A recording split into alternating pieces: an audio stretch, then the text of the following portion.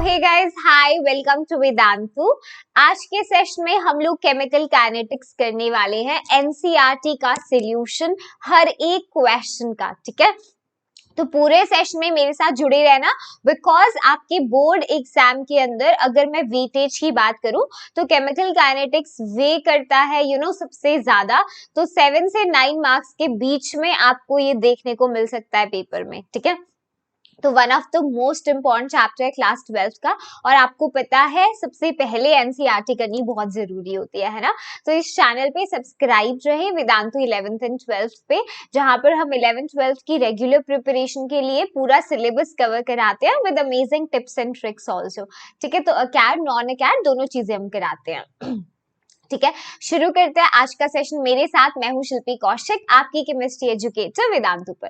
तो चलिए सबसे पहले क्वेश्चन से हम बात करते हैं, है ना। क्वेश्चन बोल रहा है, from the rate expression for the following reaction determine there order of reaction and the dimensions of rate constant. Dimensions भी पूछे हुए हैं जो आप फिजिक्स में भी करते हो, है ना। तो चलिए सबसे पहले तो हमसे पूछा है कि ऑर्डर बताओ। तो देखो पहले हमें दिया हुआ है ऑलरेडी रेट का एक्सप्रेशन, है ना। रेट का एक्सप्रेशन है rate constant concentration of reactant raise to the power 2। तो तुम्हें पता है ये जो पावर है कॉन्सेंट्रेशन की, है ना, रिएक्टेंट की कॉन्सेंट्रेशन की जो पावर होती है, इसको एक्सपेरिमेंटली डिटरमाइन करते हैं और यही रिएक्शन का ऑर्डर होता है ना। तो यहाँ से पता चल रहा है कि जो ऑर्डर है इस रिएक्शन का वो कितना है, 2 है। Order of the reaction is 2, है ना। अब हमसे पूछा डायमेंशंस निकालो रेट कांस्टेंट के। तो रेट कांस्टेंट का एक्सप्रेशन हम लिख सकते हैं, रेट कांस्टेंट बराबर होगा ये के rate divided by concentration of NO का स्क्वायर, ये ले सकते हैं, है ना। अब डायमेंशंस निकालते हैं हम। डायमेंशंस अगर हमें रेट कांस्टेंट के निकालने हैं तो उसके लिए रेट के डायमेंशंस क्या लिखोगे, बोलो, इसके यूनिट्स बताओ। मोल पर लीटर पर सेकेंड, यही रेट होता है। रेट इज कॉन्सेंट्रेशन का change with respect to time. तो कॉन्सेंट्रेशन के लिए मोल पर लीटर, टाइम के लिए हमने सेकेंड इनवर्स ले लिया। ठीक है, ऐसे ही NO की कॉन्सेंट्रेशन है तो मोल पर लीटर में होगी, है ना, उसका स्क्वायर है, देख सकते हो स्क्वायर है। तो यहाँ से तुम लोग रेट कांस्टेंट के डायमेंशंस निकाल सकते हो आराम से, है ना। क्या होगा, मतलब यूनिट्स की वो बात कर रहा है, litre mole inverse second inverse. आ जाएगा आंसर, बोलो भाई, कर लोगे। बहुत आसान है, क्या मुश्किल लगा ये, नहीं, है ना, आसान है। चलो ऐसे ही ये फर्स्ट पार्ट था, तो फर्स्ट हमने सॉल्व कर लिया है। नेक्स्ट पार्ट इसका, हाँ ये रहा सेकंड पार्ट। इसके लिए ऐसे ही बताएंगे, ऑर्डर देखेंगे। ऑर्डर देखो कितना है, ऑर्डर के एक्सप्रेशन के लिए उन्होंने दिया है रेट तुम्हें, है ना। रेट क्या दिया हुआ है, रेट कांस्टेंट, H2O2 कॉन्सेंट्रेशन की पावर 1, आयोडाइड की कॉन्सेंट्रेशन 1। यहाँ पर भी ऑर्डर कितना है, 1 + 1 दैट इज 2, है ना। Order with respect to hydrogen peroxide 1 है, with respect to iodide ion भी 1 है, तो टोटल ऑर्डर कितना हो गया, 2 हो गया। ठीक है, ओके। इसके बाद हमसे क्या पूछा है, वही डायमेंशंस। तो हम रेट कांस्टेंट लिखेंगे यहाँ पर, रेट डिवाइडेड बाय जो भी अपना H2O2 का कॉन्सेंट्रेशन होगा और आयोडाइड का। सही है, लिख सकते हैं, लिख सकते हैं। तो यहाँ पर रेट के लिए एक्सप्रेशन पुट करो, वही यूनिट मोल पर लीटर सेकेंड इनवर्स। सही बात है, हाँ। यहाँ पे भी कॉन्सेंट्रेशन, दोनों की कॉन्सेंट्रेशन है मोल पर लीटर है ना, मोल पर लीटर है, इजंट इट। तो इसके लिए उस आयोडाइड के लिए भी, H2O2 के लिए भी, तो इसका मैं स्क्वायर मान लूं, बोलो भाई, ऐसे कर सकते हैं, मोल पर लीटर स्क्वायर। तो ये तो वही आंसर आएगा जो पिछले क्वेश्चन में आया था, देखो same, litre mole inverse second inverse, वही आएगा, हाँ, litre mole inverse second inverse. सही बात है, सही बात है। ठीक है, सेकेंड पार्ट हमारा सॉल्व हो गया। अब ऐसे ही थर्ड पार्ट हम करते हैं, ये रहा, देखो थर्ड पार्ट है। तो थर्ड पार्ट में ऑर्डर तुम्हें देखते ही नजर आ रहा है क्लियरली, रेट कांस्टेंट, कॉन्सेंट्रेशन तुम्हारा है ना रिएक्टेंट का रेज़ टू द पावर 3/2, यानी यहाँ पर ऑर्डर 3/2 है। जी हाँ, ऑर्डर फ्रैक्शनल भी हो सकता है, तुम्हें पता है ना। यस और नो बोलो, बिल्कुल सही बात है। तो यहाँ पर हम नेक्स्ट चीज सॉल्व करते हैं, डायमेंशंस रेट कांस्टेंट के। वो क्या होगा, रेट का एक्सप्रेशन डिवाइडेड बाय कॉन्सेंट्रेशन जो रिएक्टेंट का है तुम्हारा रेज़ टू द पावर 3/2, है ना।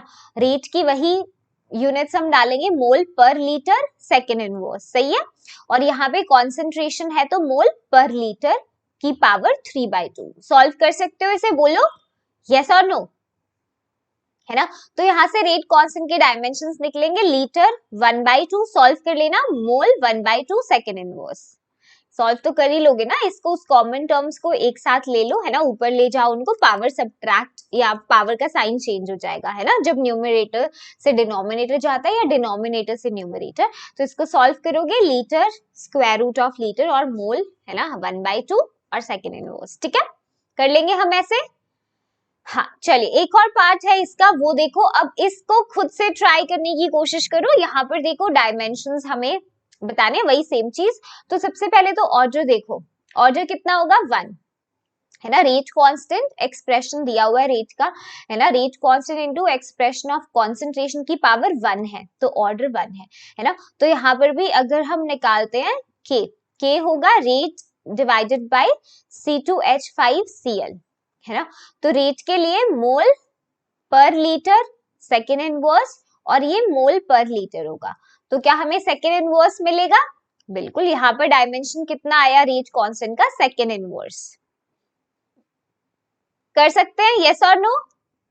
बिल्कुल कर सकते हैं, है ना। कर लिया आपने, कर नहीं सकते हो, आप कर चुके हो, you are so smart. Okay चलिए, तो पहला सवाल हमारा एनसीईआरटी का बन चुका है। इतनी आराम से एनसीईआरटी का फर्स्ट क्वेश्चन हो भी गया, है ना, कितना इजी था। ये देखो next one, for the reaction the rate is equal to this. ठीक है, रेट हमें दिया है, rate constant, concentration of A, concentration of B की power 2 with rate constant as 2 into 10 raised to power -6 unit दिया हुआ है उसका। ठीक है, calculate the initial rate of the reaction when concentration of A is 0.1, B की concentration 0.2 है, और बोल रहा है calculate the rate of reaction after A is reduced to 0.06, है ना। तो सबसे पहले रेट का एक्सप्रेशन है अपने पास, है अपने पास, यस और नो बोलो, बिल्कुल है अपने पास, है ना। तो यहाँ पर देखो रेट का कांस्टेंट का अगर हम एक्सप्रेशन लिखते हैं, देखो रेट का एक्सप्रेशन किसके बराबर, रेट कांस्टेंट इनटू कंसंट्रेशन ए का शुरू में कितना दिया है 0.1, है ना, और बी का कंसंट्रेशन कितना है 0.2, है ना, उसका स्क्वायर हो जाएगा। बोलो भाई ऐसे कर सकते हैं? बिल्कुल कर सकते हैं। इसको सॉल्व करोगे, यहां से तुम्हारा रेट आएगा 8 इंटू, यस, सॉल्व करो इसे, कितना आएगा 8 इंटू 10 रेज टू पावर -9 आएगा। सही बात है, यस, मोल पर लीटर सेकेंड इनवर्स। ठीक है, हाँ 8 इंटू 10⁻⁹ आ गया तुम्हारा यहाँ से। ठीक है, रेट एक्सप्रेशन कब, शुरू के लिए जो इनिशियल रेट है। अब बोल रहा है रिएक्शन का रेट निकालो जब A रिड्यूस हो चुका है किससे, 0.06 से, मतलब A जो है वो रिड्यूस हो गया, इट इज रिड्यूस टू 0.06 मोल पर लीटर, है ना। अगर A इतने से रिड्यूस हो गया तो भाई अमाउंट ऑफ A कितना रिएक्ट किया होगा A ने, बताओ। मैं बोलूं कि अगर इतना इससे रिड्यूस हो गया है तो अमाउंट ऑफ A रिएक्टेड कितना होगा, यस, वो होगा इनिशियल कितनी है 0.1, 0 में से 0.06 अगर तुम घटा दो वो होगी 0.04 मोल पर लीटर, है ना। इतना अमाउंट ऑफ ए ने रिएक्ट किया है, इतना ए ने रिएक्ट किया है। ठीक है, तो इसका मतलब बी के कितने पार्ट ने रिएक्ट होगा, अगर ए 0.04 है ना, इतनी अमाउंट ने तुम्हारा रिएक्ट किया है, तो हम बोल सकते हैं कि जो कॉन्सेंट्रेशन होगा बी का रिएक्टेड, जो बी का रिएक्टेड कॉन्सेंट्रेशन होगा वो कितना होगा भाई, उसका आधा, हाफ इंटू 0.04, है ना, दैट मीन 0.02 मोल पर लीटर।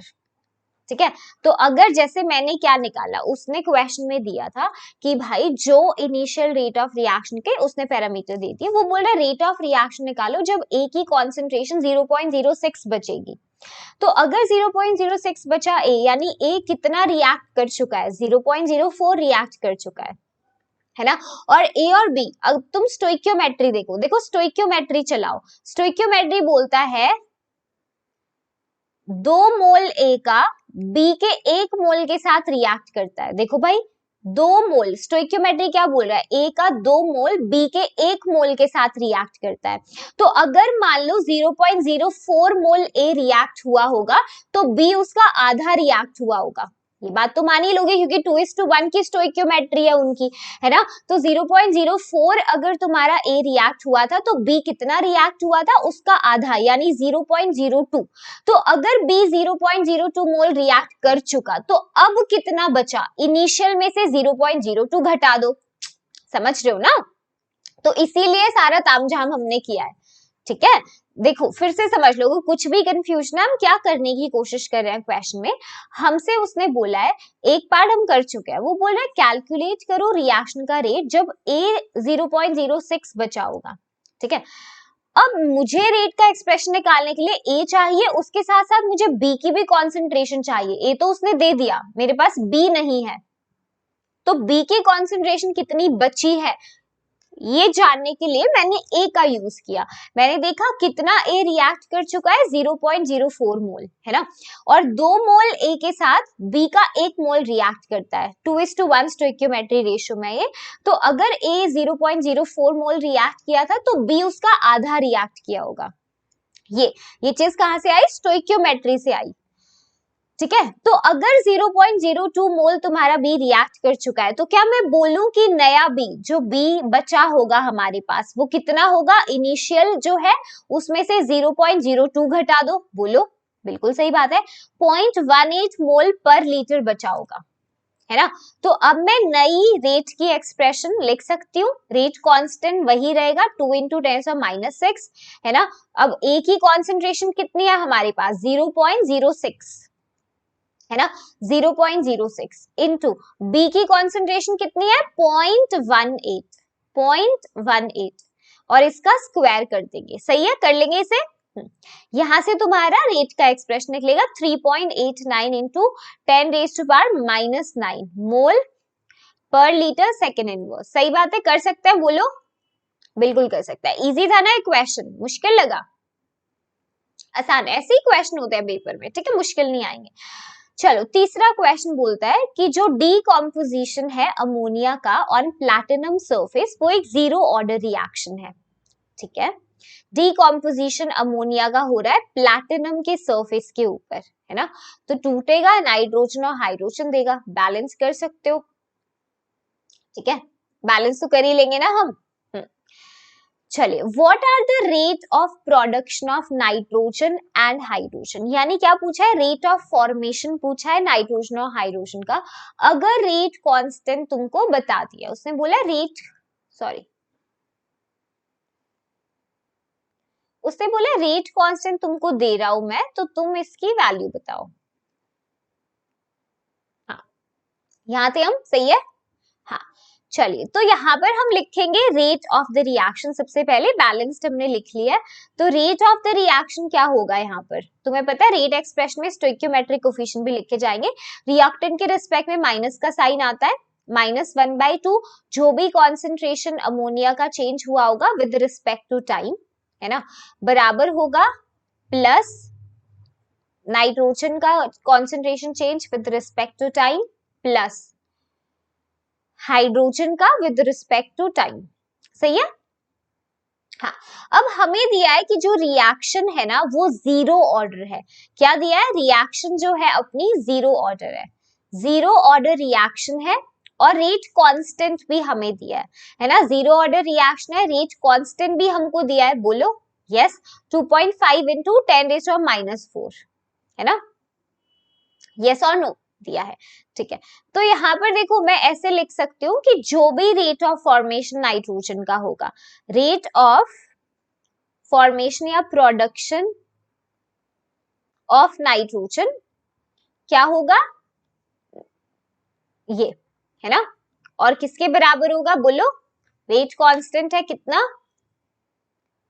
2.5 इंटू 10⁻⁻। अब मैंने ऐसा क्यों लिखा, देखो अगर 0 ऑर्डर रिएक्शन होती है ना, मान लो 0 ऑर्डर रिएक्शन है और मैं इसका रेट एक्सप्रेशन लिखना चाहूँ, रेट कांस्टेंट इनटू अमोनिया की concentration raise to the power order, order क्या है जीरो है ना, तो ये वाली टर्म तो 1 हो जाएगी। तो रेट यहाँ पर रेट कांस्टेंट के ही तो बराबर आएगा बेटा, जीरो ऑर्डर रिएक्शन है ना, रेट कांस्टेंट के बराबर आएगा, है ना। तो यहाँ पर देखो rate of production of nitrogen तुम सीधा ऐसे दिखा सकते हो, है ना, कितना आएगा, इसके बराबर, रेट बराबर है इसके, ये रेट ऑफ फॉर्मेशन था नाइट्रोजन का, ठीक है। ऐसे ही मुझे रेट ऑफ फॉर्मेशन निकालना है हाइड्रोजन का, तो रेट एक्सप्रेशन में तुमने ऐसे लिखा हुआ है, देखो रेट एक्सप्रेशन में तुमने लिखा था 1/3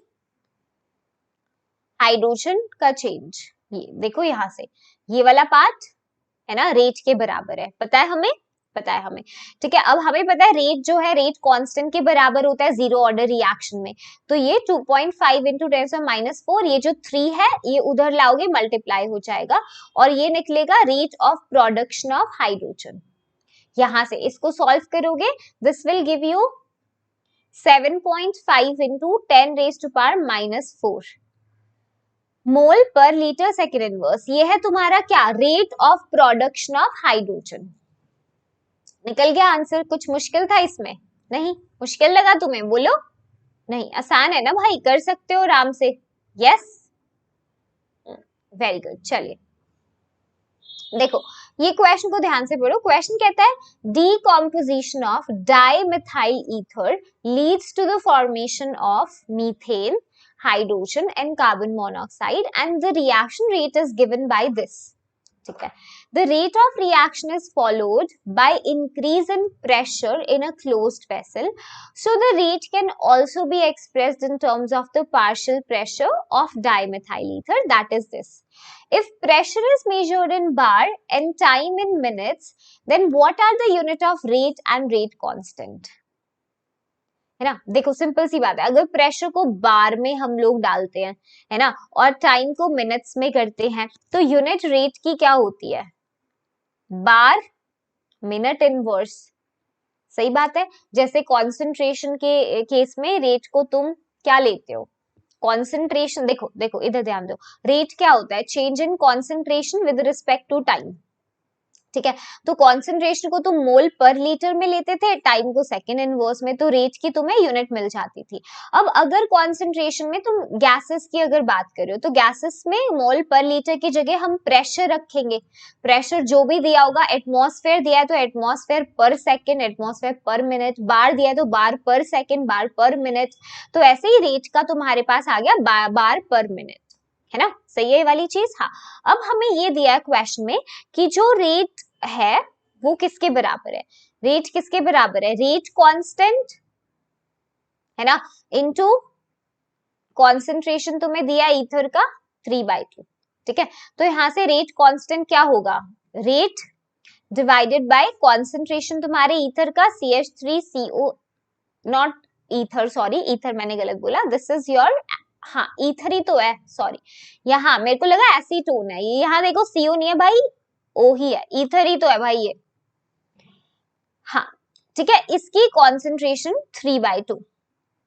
यही है, यस। तो अब हम यूनिट लिख सकते हैं, रेट को किस में लिखेंगे, देखो रेट को हम लिखेंगे बार पर मिनट में, ठीक है। और कॉन्सेंट्रेशन इसके लिए भी हम लोग क्या यूज करेंगे, बोलो, यस बार यूज करेंगे। प्रेशर देखो क्यों बार यूज किया, क्योंकि इसने बोला है कि इसकी जगह पर, कॉन्सेंट्रेशन की जगह पे आप प्रेशर इस ईथर के लिए यूज कर सकते हो, तो प्रेशर अगर मैं यूज कर सकती हूँ यानी कि यहाँ पर मैं बार लगा सकती हूँ, बार की पावर 3/2, बोलो यस होगा या नहीं, बिल्कुल होगा, है ना। तो यहां से रेट कांस्टेंट की यूनिट आ जाएगी बार माइनस हाफ मिनट इनवर्स, निकाल लोगे इसे, बोलो निकाल सकते हो आराम से, यस बहुत आराम से कर सकते हो, ठीक है। नेक्स्ट क्वेश्चन देखिए जरा, बोला है mention the factors that effect the rate of a chemical reaction, है ना। तो कौन कौन से फैक्टर्स होते हैं, सोच के देखो, पहले तो रिएक्टेंट का नेचर होता है यार, है ना, रिएक्टेंट का नेचर कैसा है, फॉर एग्जाम्पल जैसे अगर तुम आयनिक कंपाउंड्स लेते हो, है ना, तो आयनिक कंपाउंड्स के केसेस में जो रिएक्शंस होती हैं वो फास्ट होती हैं देन कोवेलेंट कंपाउंड्स, है ना, इजीली ब्रेक कर सकते हैं वो, like not as in forces तो स्ट्रॉन्ग होती है वहां पर, बट स्टिल स्पीडन अप होता है रिएक्शन, ठीक है। तो पहली चीज हम रिएक्टेंट का नेचर बोल सकते हैं कि तुम रिएक्टेंट किस टाइप का ले रहे हो, है ना। आयनिक कंपाउंड्स में रिएक्शंस क्विक होती हैं। Ionic compounds are quicker than covalent compounds. Yes or no? Okay. The next is the state of the reactant. State of reactant, reactant किस स्टेट से होते हैं ये भी मायने रखता है। अब रिएक्टेंट किस स्टेट से मतलब क्या, कैसी स्टेट, स्टेट वो वाली स्टेट नहीं जो तुम सोच रहे हो, स्टेट फिजिकल स्टेट। मैम मैंने तो यही सोचा था। देखो फिजिकल स्टेट में क्या होता है ना, सॉलिड की स्लो रिएक्शन होती है as compare to liquid, gases की बहुत फास्ट होती है। रीजन तुम्हें पता है, गैसेस में जो inter particle forces of attraction है ना, इंटर पार्टिकल फोर्सेस जो है अट्रैक्शन की वो कम होती है ना, इसीलिए रिएक्शन फास्ट होगी, ठीक है। सॉलिड में वो अट्रैक्शन बहुत ज्यादा टाइट होती है, इजंट इट, तो वहां पे स्लो होती है reaction, right. Third is the temperature. देखो टेम्परेचर बढ़ाने पे रिएक्शन के रेट को ऐसा देखा गया है वो इंक्रीज कर जाता है ना, बहुत, मतलब इनफैक्ट तुम बोलो हर 10 डिग्री राइज इन टेम्परेचर, अगर तुम 10 डिग्री राइज करते हो टेम्परेचर का तो तुम्हें पता है उससे क्या होता है, 10 डिग्री सेल्सियस से अगर हम टेम्परेचर बढ़ा देते हैं तो उससे जो तुम्हारी रिएक्शन का रेट है ऐसा देखा गया डबल हो जाता है with every 10 degree rise in temperature, है ना। तो ज्यादा पार्टिकल्स को हाई टेम्परेचर मतलब ज्यादा पार्टिकल्स को इनफ काइनेटिक एनर्जी मिलती है, उनकी कोलिजन्स जो होती हैं ज्यादा हो पाती हैं, है ना, इफेक्टिव कोलिजन ज्यादा होने के चांस हो जाते हैं, तो रिएक्शन का रेट भी बढ़ता है उस केस में, ठीक है। यस ओके एक और पॉइंट लिख सकते हो, that is the presence of catalyst. अगर तुम्हारे पास पॉजिटिव कैटालिस्ट है तो वो भी रिएक्शन की रेट को एनहांस करता है ना। यस और नो, यस तो लिख सकते हो increases rate of the reaction, और ये पार्टिसिपेट नहीं करेगा रिएक्शन में, उसको किसी चीज को डिस्टर्ब नहीं करेगा, बस एनहांस कर देगा रेट ऑफ रिएक्शन, वो भी पॉजिटिव कैटालिस्ट होगा। तो नेगेटिव कैटालिस्ट उल्टा काम भी कर सकते हैं, ठीक है। और करते कैसे हैं ये बेसिकली एक्टिवेशन एनर्जी को ना लोअर कर देते हैं, एक्टिवेशन एनर्जी को लोअर करते हैं by providing the alternate path, ठीक है, ऑल्टरनेट पाथ प्रोवाइड करके, राइट। कर लोगे इसे, यस और नो बोलो, आसान था ना क्वेश्चन। 6th क्वेश्चन करते हैं अब एनसीईआरटी का। क्वेश्चन बोल रहा है एक रिएक्शन है सेकंड ऑर्डर का with respect to a reactant, ठीक है। How is the rate of reaction affected if concentration of reactant is? चलो तो मान लेते हैं, let us assume जो concentration तुम्हारे reactant का है वो लिख लेते हैं। Assume जो भी concentration है किसका, reactant का, है ना, A को छोटू a से ले लेते हैं, ठीक है। तो यहाँ पे अगर मैं रेट का एक्सप्रेशन लिखूं तो रेट का एक्सप्रेशन क्या है, rate constant into second order है विद रिस्पेक्ट टू ए, तो इसकी पावर 2, है ना। इसका मतलब रेट को मैं लिखूं के और ये ए मैंने मान लिया छोटू ए स्क्वायर, है ना। हाँ अब उसने बोला है कि कॉन्सेंट्रेशन अगर रिएक्टेंट का डबल कर दिया तो रेट पे क्या इम्पैक्ट होगा। तो यार देखो अगर मान लो मैंने डबल कर दी कॉन्सेंट्रेशन तो 2a मतलब 2 टाइम्स ऑफ ए, ये ऐसे होगा ट्वाइस ऑफ ए का स्क्वायर हो जाएगा, है ना। इसका मतलब 4ka स्क्वायर, यानी जो तुम्हारा रेट है वो 4 टाइम्स इंक्रीज हो जाएगा। यस और नो बोलो, yes. Rate of the reaction will be enhanced by कितना टाइम्स, 4 टाइम्स, है ना। रिएक्शन जो है वो इंक्रीज हो जाएगा 4 टाइम्स से, कर सकते हो। हाफ से रिड्यूस करने को बोल रहा है, अगर हाफ से रिड्यूस कर लिया तो इसी एक्सप्रेशन में कर लो। इनफैक्ट यहाँ पर देखो इनिशियल रेट ये था, है ना, मैंने बोला कि नए रेट में ना कॉन्सेंट्रेशन बाई हाफ हो गया है तो a/2 का स्क्वायर हो गया, है ना। तो मैं रेट को कैसे लिख सकती हूँ, नए रेट को यहाँ से 1/4 बाहर निकाल लो, ka square as it is, तो ये पुराना रेट है ना, तो 1/4 ऑफ ओल्ड रेट, ये तुम्हारा नया रेट होगा, तो 1/4 हो जाएगा उसका, क्या हो जाएगा 1/4 हो जाएगा, देख सकते हो, यस, रिड्यूस बाय 1/4 टाइम्स, ठीक है, किसमें, सेकंड में, ओके, इजी था। 6th क्वेश्चन भी देखो कितनी आराम से कर लिया तुमने, है ना। 7th क्वेश्चन बोल रहा है what is the effect of temperature on the rate constant of a reaction, ठीक है, टेम्परेचर का इम्पैक्ट बताइए रेट कांस्टेंट के ऊपर, how can this effect of temperature on rate constant be represented quantitatively, है ना, तो यस इसको करते हैं। देखो टेम्परेचर का इम्पैक्ट यही होता है, अभी मैंने तुम्हें पीछे ही दिखाया, जब हमने ये नोटिस किया कि अगर हम रिएक्शन पे, है ना, 10 डिग्री टेम्परेचर बढ़ा देते हैं तो उससे रिएक्शन का जो रेट कांस्टेंट है वो ऑलमोस्ट डबल हो जाता है ना, तो एर्हीनियस इक्वेशन जो है उसने करेक्ट हमें ये रिलेशनशिप बताया, टेम्परेचर का डिपेंडेंस बताया, है ना, exact temperature dependency of a chemical reaction rate हमें एर्हीनियस इक्वेशन से पता चली, है ना, तो ये पॉइंट लिखवा देती हूँ तुम्हें, देखो an increase of 10 degree in temperature causes a reaction's rate constant to almost double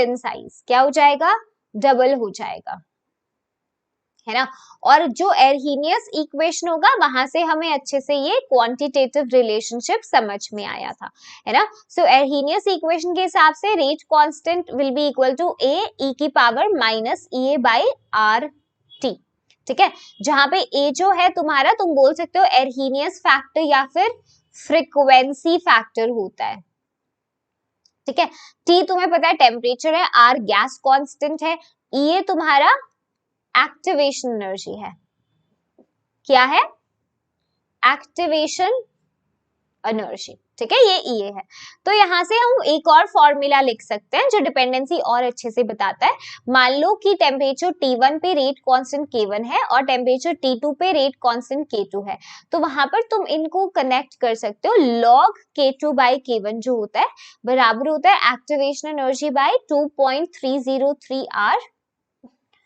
ठीक है, T2 minus T1 bye T1 into T2, ये एक्सप्रेशन, राइट, तो यहां से तुम अच्छे से इफेक्ट टेम्परेचर का रेट कांस्टेंट के ऊपर इससे समझते हो, ठीक है, तो पेपर में क्वेश्चन आता है तो इतना लिख दोगे, you will be getting the full marks, ठीक है, इजी है, क्या मुश्किल लगा ये, नहीं आसान है, ठीक है, चलिए नेक्स्ट करते हैं। 8th क्वेश्चन बोल रहा है एक स्यूडो फर्स्ट ऑर्डर रिएक्शन है वाटर में, ठीक है, in a pseudo first order reaction in water the following results were obtained, ये रिजल्ट मिले हमें, ठीक है, पूरा कैलकुलेट करिए average rate of reaction between the time interval 30 to 60 seconds, 30 से 60 सेकेंड्स के बीच में उसने बोला है कि आप एवरेज रिएक्शन का रेट बताइए, average rate of the reaction, है ना, चलो फर्स्ट पार्ट करते हैं।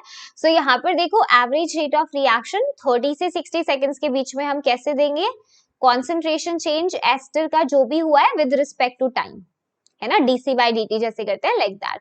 अब मैं डेटा से वैल्यू पुट करती हूँ, तो पहले कितना है 0.31, है ना, 0.31 कॉन्सेंट्रेशन, अब कितना है माइनस करो 0.17, okay, time T2 minus T1, है ना, 60 माइनस 30, कर सकते हैं ऐसे, यस बोलो, हाँ, अगर तुम 0.17 में से 0.31 करते हो तो तुम्हें नेगेटिव मिलेगा रेट का एक्सप्रेशन, जो रेट नेगेटिव नहीं होता कभी, वो कॉन्सेंट्रेशन चेंज को दिखाता है कि कॉन्सेंट्रेशन डिक्रीज हो रही है, इसीलिए वो नेगेटिव आता है, ठीक है, वरना ऐसे तुम यूज कर सकते हो, गलत नहीं होगा। 0.14 by 30 सॉल्व करोगे यू विल गेट 4.67 into 10⁻³ मोल पर लीटर सेकेंड इनवर्स, ठीक है, कर सकते हैं। एवरेज रेट ऑफ रिएक्शन निकालना बहुत आसान था भाई, बोलो, आसान था। नेक्स्ट पार्ट बोल रहा है, एक ही पार्ट था क्या इसमें, यस, हाँ देखो एक पार्ट मिसिंग है इसके अंदर, एक और पार्ट है, यहां पर ही लिखवा देती हूँ। सेकंड पार्ट इस क्वेश्चन का क्या है? सेकंड, ये फर्स्ट पार्ट था, ठीक है। सेकंड पार्ट क्वेश्चन का बोलता है कैलकुलेट करिए, calculate the pseudo first order rate constant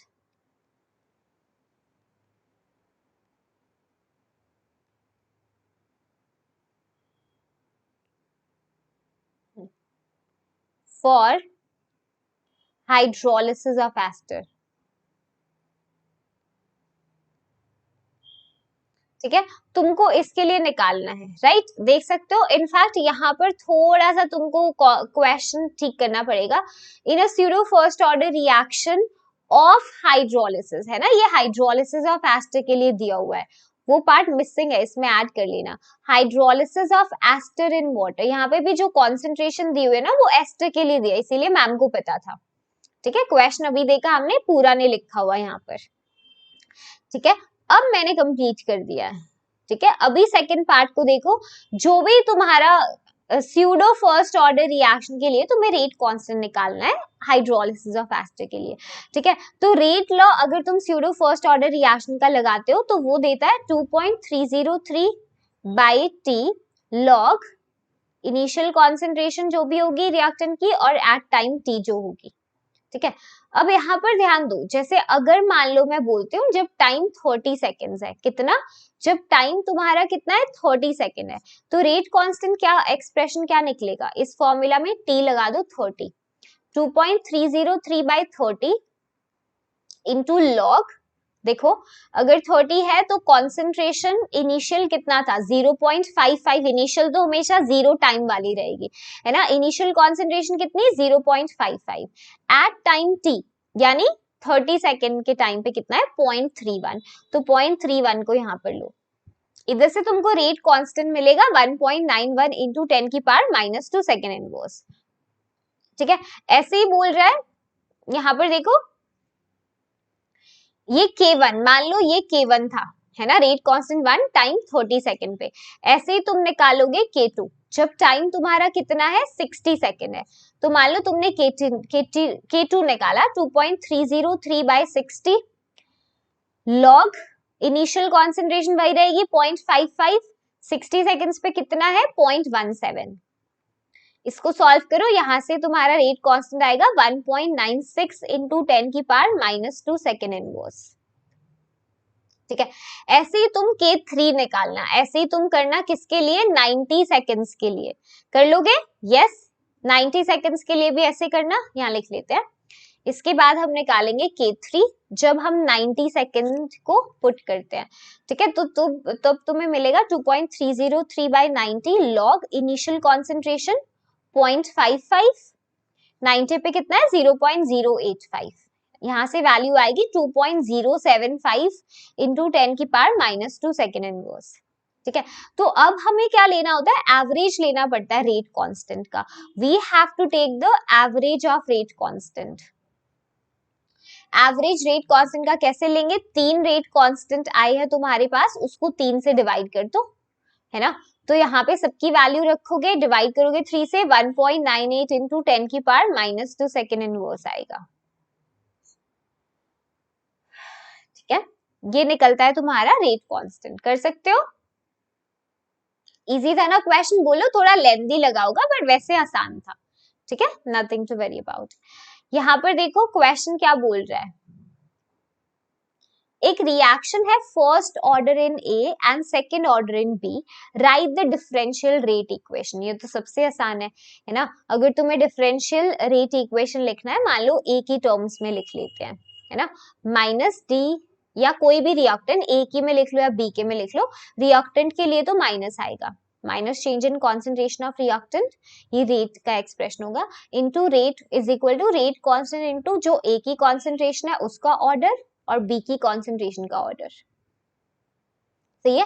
ये तुम्हारा डिफरेंशियल रेट इक्वेशन होगा, कर सकते हो। Next part, how is the rate affected on increasing the concentration of B to 3 times. अब हमारा रेट एक्सप्रेशन क्या था, रेट कांस्टेंट इनटू ये एक्सप्रेशन है ना। रेट कैसे इंपैक्ट होगा, अगर कॉन्सेंट्रेशन बी की बोल रहा है 3 टाइम्स हो गई तो 3 टाइम्स ऑफ बी का स्क्वायर करो, यहां से 9 को बाहर लो, 9 इंटू ये, तो भाई ये तो 9 टाइम्स हो जाएगा, देखो है ना, rate will increase by 9 times. आसान है, बोलो आसान है ना। Next, how is the rate impacted when concentration of both A and B are doubled. ठीक है, तो इनिशियल क्या है अपना, ए के रिस्पेक्ट में 1 है, बी के रिस्पेक्ट में 2 है, तो क्या बोल रहा है, नया रेट बताइए जब कंसंट्रेशन दोनों की डबल करती, मतलब 2a हो गया और ये 2b हो गया, है ना। तो यहाँ से 2 बाहर आएगा, उधर से 2 इंटू 2 का स्क्वायर बाहर आएगा, यानी 4 बाहर आएगा, 4 इंटू 2 कितना हो जाएगा, 8 हो जाएगा, है ना। तो ये होगा 8 इंटू इनिशियल रेट, है ना। तो देख सकते हो कितना हो जाएगा, 8 टाइम्स हो जाएगा, यस और नो बोलो। Yes, rate will increase bye 8 times. कर सकते हो, इजी है। चलिए 9th क्वेश्चन हो गया। अब 10th क्वेश्चन देखो क्या बोल रहा है। क्वेश्चन 10 बोल रहा है एक रिएक्शन है ए और बी के बीच में, initial rate of reaction was measured for different initial concentration of A and B as given below.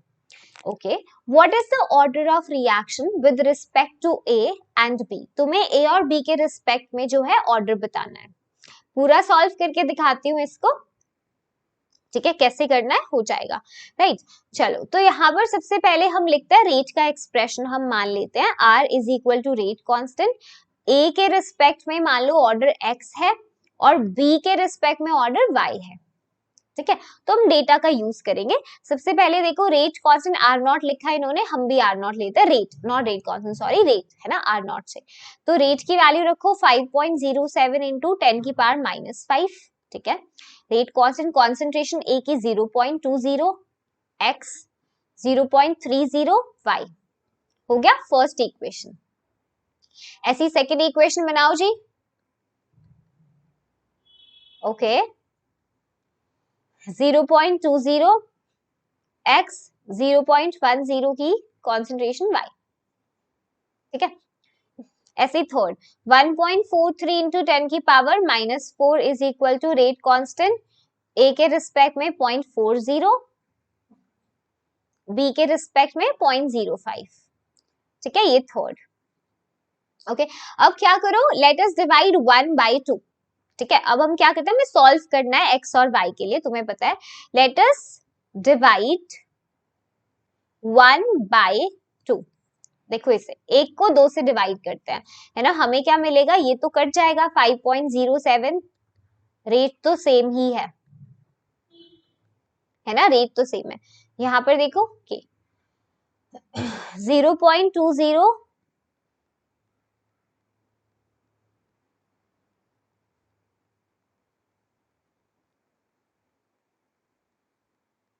ठीक है। हाँ, तो यहाँ पे देखो ये वाली चीज कैंसिल हो गई सारी, है ना। तो हमें क्या मिलेगा, या हमें मिलेगा 1 is equal to 0.30 y divided by 0.10 की पावर y। बोलो x वाली टर्म तो कैंसिल हो गई भाई, हो गई ना। अब यहां से हम इसको सॉल्व कर सकते हैं, यस और नो, कर सकते हैं, है ना। तो मान लो मैं ऐसा लिखती हूँ, अगर इसको, उससे फर्क नहीं पड़ेगा अगर मैं इसको उधर ले जाऊं, 0.30 बाय 0.10 की पावर x बराबर होगा 0.30 बाय 0.10 की पावर y, है ना। तो अगर मैं ऐसा लिखूं, मुझे पता है x जो है वो 0 है। सुनो, मैंने क्या किया, कंपैरिजन करने के लिए मैं 1 को कैसे लिख सकती हूँ, किसी भी नंबर की पावर 0 को मैं 1 लिख सकती हूँ, किसी, यहाँ पे 1 है तो मतलब किसी भी नंबर की पावर 0 1 होता है। तो मैंने क्या किया, मैंने यही बेस सेम रख दिया 0.30 बाय 0.10 और इसको x कर दिया। मुझे पता है x 0 होगा तभी 1 आई होगी वैल्यू, है ना। तो यहाँ से कंपेयर करोगे तो y 0 हो जाएगा, y आ गया तुम्हें 0, है ना। अब हम क्या करेंगे यहाँ पर, अब हम क्या करेंगे, मतलब ये सिर्फ अज्यूम करने के लिए हमने लिया है, ठीक है। हाँ, अब हमें एक मिल चुका है ऑर्डर, है ना, with respect to B, y 0 हो गया है। अब हम डिवाइड करेंगे, नाउ डिवाइडिंग 3 by 1, है ना, थर्ड को 1 से डिवाइड करेंगे, 1.43 इंटू 10 की पावर -4 बाय 5.07 इंटू 10 की पावर -5, ठीक है। रेट कांस्टेंट 0.40 की पावर x, 0.05 की power y, rate constant 0.20x, 0.30y। बोलो भाई, बिल्कुल यहाँ से देखो, है ना। हाँ, तो यहाँ पर हम कैसे कर सकते हैं, आप इसको सॉल्व करो, यस सॉल्व करते हैं अगर हम इसको, तो we are going to gate,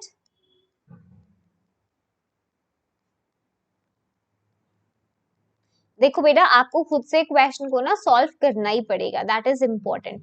ये वाली टर्म y तो मुझे पता है 0 है, तो ये वाली टर्म तो 1 हो गई, y की वैल्यू 0 थी ना, तो ये टर्म 1 हो गई, है ना, 0.20 की पावर x, है ना। तो इसको सॉल्व करेंगे, ये बनेगा 2.821 इज इक्वल टू 2 की पावर x।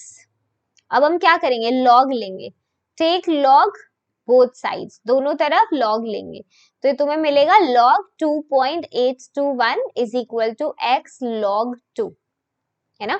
तो x की वैल्यू यहाँ से 1.496 आएगी, जिसको मैं राउंड ऑफ करके 1.5 ले लेती हूँ, है ना, 1.5।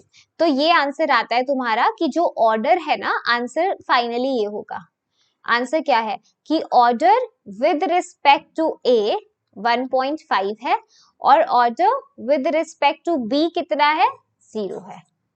कर सकते हो, बोलो, हाँ कर सकते हो, ठीक है, सही है ये वाली चीज, बोलो भाई, यस और नो, हाँ बिल्कुल सही है, वेरी गुड।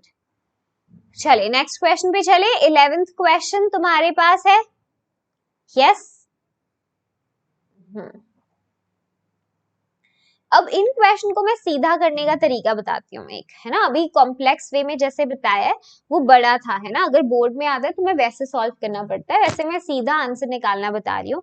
देखो ऐसे क्वेश्चन में ना तुम्हें रेट लॉ बताना है ना, मतलब ऑर्डर निकालना है तुम्हें with respect to A and B, सही बात है, order with respect to A और बी तुमको बताना है, हाँ ठीक है, सब कुछ ठीक है ना, यू कैन हियर मी, हाँ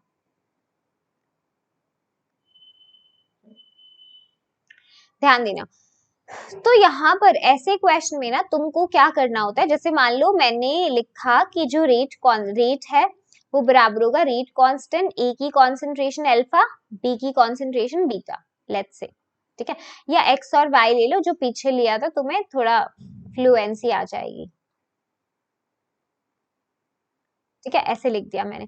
तो यहाँ पर ना तुमको क्या देखना है, आप जहाँ ऐसा सेट उठाओ जैसे जहाँ पे एक रिएक्टेंट कांस्टेंट है, यहाँ पे देखो ए की कॉन्सेंट्रेशन सेकंड और थर्ड में कांस्टेंट है ना, तो इसको कंपेयर करो, बी की कॉन्सेंट्रेशन अगर 2 गुना हुई है तो रेट कितना चेंज हुआ, 4 टाइम्स हो गया, अगर बी की कॉन्सेंट्रेशन डबल की तो रेट 4 गुना हो गया, यानी ऑर्डर बी के रिस्पेक्ट में 2 होना चाहिए, है ना, अगर तुमने कॉन्सेंट्रेशन बी की डबल कर दी तो रेट उससे 4 टाइम्स हो गया, तो बी के रिस्पेक्ट में ऑर्डर 2 रहा होगा, है ना।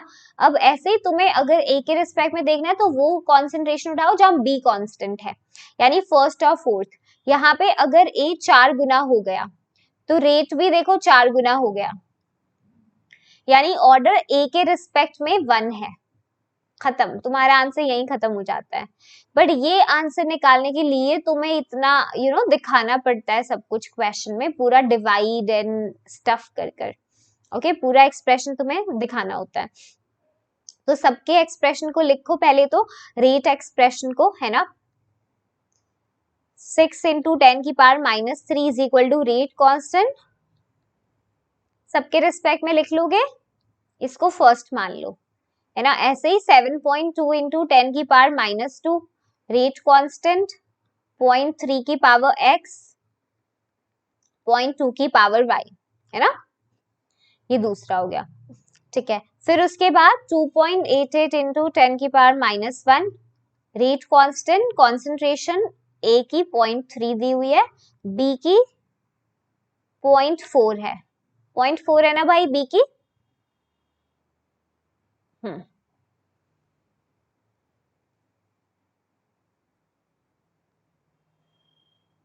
ठीक है,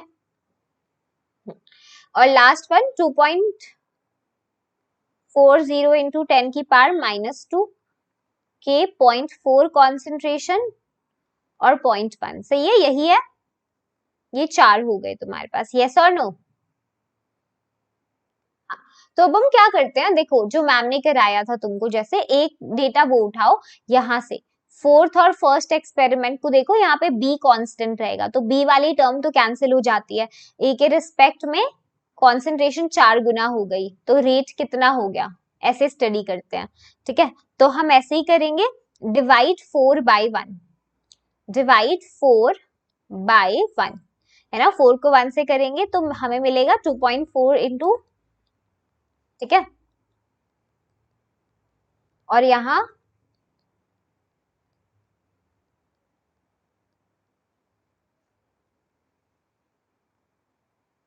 पॉइंट वन।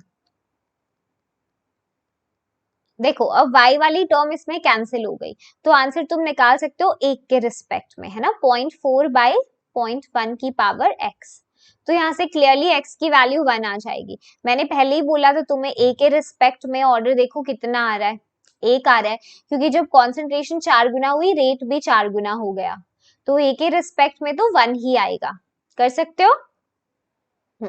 अब क्या करोगे, b के रिस्पेक्ट में निकालने के लिए डिवाइड करो 3 को 1 से, है ना, डिवाइड 3 को 2 से करो, सॉरी, इसको तीसरे और दूसरे को कंपेयर करेंगे, ए कांस्टेंट है, तो ये जब बी 2 गुना हुआ तो रेट 4 गुना हो गया, है ना, लाइक दैट। तो सेकेंड और थर्ड को लेंगे, डिवाइड 3 बाई 2, ओके, कर सकते हो। हाँ, रेट कांस्टेंट 0.3 की पावर x, 0.4 की पावर y, रेट कांस्टेंट 0.3 की पावर x, 0.2 की पावर y, है ना। अब ये वाली टर्म देखो कैंसिल हो गई, देख सकते हो, यहाँ पे आएगा 4 इज इक्वल टू 0.4 बाई 0.2 की पावर y, है ना, तो यानी कि 4 आया 2 की पावर y, ठीक है, इसको लिखो 2 की पावर 2, 2 की पावर y, बेसिस सेम है, कंपेयर करो पावर, y की 2 आ गई, है ना, तो यानी जो रेट का एक्सप्रेशन है वो बनेगा, रेट कांस्टेंट ए के रिस्पेक्ट में ऑर्डर 1 है, बी के रिस्पेक्ट में ऑर्डर 2 था, ठीक है, तो यहां से रेट कांस्टेंट निकलेगा rate by concentration of A and B का स्क्वायर, लिख सकते हो, बोलो यस।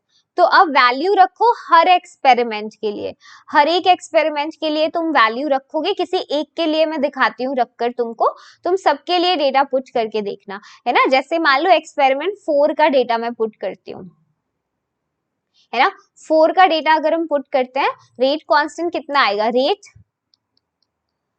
ओके 0.4 इंटू 0.1 का स्क्वायर, तो यहां से रेट आएगा 6 litre square, rate constant sorry, है ना, मिनट इनवर्स,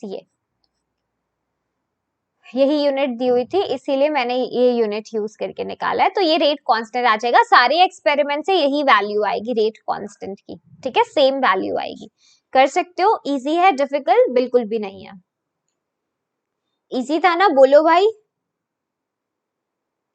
हाँ, वेरी गुड। तो ये नेक्स्ट क्वेश्चन देखो भी, 12th क्वेश्चन बोल रहा है, reaction between A and B जो है वो फर्स्ट ऑर्डर की है with respect to A and 0 order है विद रिस्पेक्ट टू बी, तो बोल रहा है फिल इन द ब्लैंक्स, ठीक है। तो सबसे पहले तो हम लोग अपना रेट का एक्सप्रेशन लिख लेते हैं, रेट कांस्टेंट ए के रिस्पेक्ट में ऑर्डर कितना है 1, बी के रिस्पेक्ट में 0, यानी रेट हमारा बनेगा rate constant into concentration of A, है ना। तो फर्स्ट एक्सपेरिमेंट को अगर हम देखें तो रेट की वैल्यू है 2 इंटू 10 की पावर -2, रेट कांस्टेंट को के रखते हैं, ए की कॉन्सेंट्रेशन 0.1 है ना, यहां से रेट कांस्टेंट कितना निकलेगा 0.2, यूनिट क्या होगी पर मिनट, है ना, जो गिवन है उसके हिसाब से। चलिए अब हम अकॉर्डिंग टू एक्सपेरिमेंट 2 देखते हैं। एक्सपेरिमेंट 2 के हिसाब से हम क्या लिख सकते हैं, देखो अकॉर्डिंग टू एक्सपेरिमेंट 2 रेट है 4 इंटू 10 की पावर -2। रेट कांस्टेंट अभी तुम पीछे निकाल के आए हो, कितना था 0.2, ठीक है। एक ही कॉन्सेंट्रेशन हमें निकालनी है, मान लो x मान ली मैंने एक ही कॉन्सेंट्रेशन, उसके रिस्पेक्ट में ऑर्डर क्या है 1 है ना, तो x यानी एक ही कॉन्सेंट्रेशन कितनी आएगी यहाँ पर बताओ 0.2 है ना, यस देखो मोल पर लीटर है ना, 0.2 मोल पर लीटर, ठीक है। ये अपनी एक ही कॉन्सेंट्रेशन है, चाहो तो x को तुम लोग सीधा a ही पुट कर लो ताकि कंफ्यूजन ना हो ना कि x क्या था, वो लिखना पड़ेगा, एक ही कॉन्सेंट्रेशन, तो आई 0.2 हमारे पास आ गई, यस ठीक है। चलो अब एक्सपेरिमेंट 3 को अगर हम ध्यान में रखें तो उसके हिसाब से रेट हमें निकालना है, मान लो r मान लिया मैंने, रेट कांस्टेंट पीछे निकाला था 0.2 और यहाँ पे एक ही कॉन्सेंट्रेशन 0.4 है, ठीक है। तो यहाँ पे रेट कितना आएगा 0.08 मोल पर लीटर पर मिनट, सही बात है, सही बात है। चलिए सो यहाँ पर हमें मिल गई है वैल्यू। ऐसे ही अकॉर्डिंग टू एक्सपेरिमेंट 4 हम देख सकते हैं, है ना, एक्सपेरिमेंट नंबर 4 के हिसाब से अगर हम चले तो रेट कितना है 2 इंटू 10 की पावर -2, ठीक है। और हमें रेट कांस्टेंट 0.2 हमने निकाला है, एक ही कॉन्सेंट्रेशन निकालनी है, तो एक ही कॉन्सेंट्रेशन आएगी 0.1 मोल पर लीटर। कर लोगे, देखो कितना आसान सवाल था, वही बेसिक नॉलेज को यूज करके तुमने सारी वैल्यूज निकाली। तो पेपर में अगर ये सब पूछता है तो कर देना, आराम से हो जाएगा, ऐसा सवाल हो जाएगा। 13th क्वेश्चन कह रहा है कैलकुलेट करिए हाफ लाइफ एक फर्स्ट ऑर्डर रिएक्शन का from the rate constant given below, है ना, रेट कांस्टेंट हमको दिया हुआ है, हाफ लाइफ पीरियड हमें निकालना है, ठीक है। चलिए तो सबसे पहले तो ये देखो, अगर हम हाफ लाइफ पीरियड देखते हैं, हमें पता है फर्स्ट ऑर्डर रिएक्शन है सारी, तो फर्स्ट ऑर्डर रिएक्शन के लिए टी हाफ का एक्सप्रेशन होता है 0.693 बाय रेट कांस्टेंट के, है ना। तो यहाँ पे हम टाइम की वैल्यू डालेंगे, फर्स्ट वाले पार्ट में अपने को दिया हुआ है ना, रेट कांस्टेंट क्या बनेगा 0.693 बाय टी हाफ जो कि 200 सेकेंड इनवर्स है, यहाँ से आएगा 3.46 इंटू 10 की पावर -3 सेकेंड, है ना, ये रेट हो जाएगा रिएक्शन का, है ना। ये अपना क्या है, उसने बोला calculate the half life of a first order reaction from the rate constant given below, तो रेट कांस्टेंट था, हाफ लाइफ पीरियड हमने निकाल लिया है ना, यस और नो, हाँ निकाल लिया। चलिए इजी है, बोलो, ये थोड़ा सा मैम ने इधर लिख दिया, हाँ हाफ लाइफ निकालना था, रेट कांस्टेंट दिया हुआ था तो के दिया हुआ था ना, टी हाफ निकला है, टी हाफ निकला है ना बेटा, ये सही है, ओके। चलिए सेकंड वन में देखो T half again 0.693 divided by के, कितना है के, कितना है रेट कांस्टेंट 2 दिया हुआ है पर मिनट, है ना, तो यहां से 0.346 मिनट आएगा, यस ओके। ऐसे थर्ड पार्ट के लिए करेंगे टी हाफ 0.693 डिवाइडेड बाय के, जो इसका 4 इयर्स दिया हुआ है हमें करके, है ना, 4 लाइक पर ईयर, जो कि हो जाएगा 0.173 इयर्स, ठीक है। निकाल लोगे, ऐसे तुम्हें हाफ लाइफ निकालना था, बताओ क्या मुश्किल था इसमें, कुछ भी नहीं था, है ना। नेक्स्ट क्वेश्चन देखो, क्वेश्चन कह रहा है 14 हाफ लाइफ जो है रेडियो एक्टिव डीके के लिए तुमको दिया हुआ है 5730 years.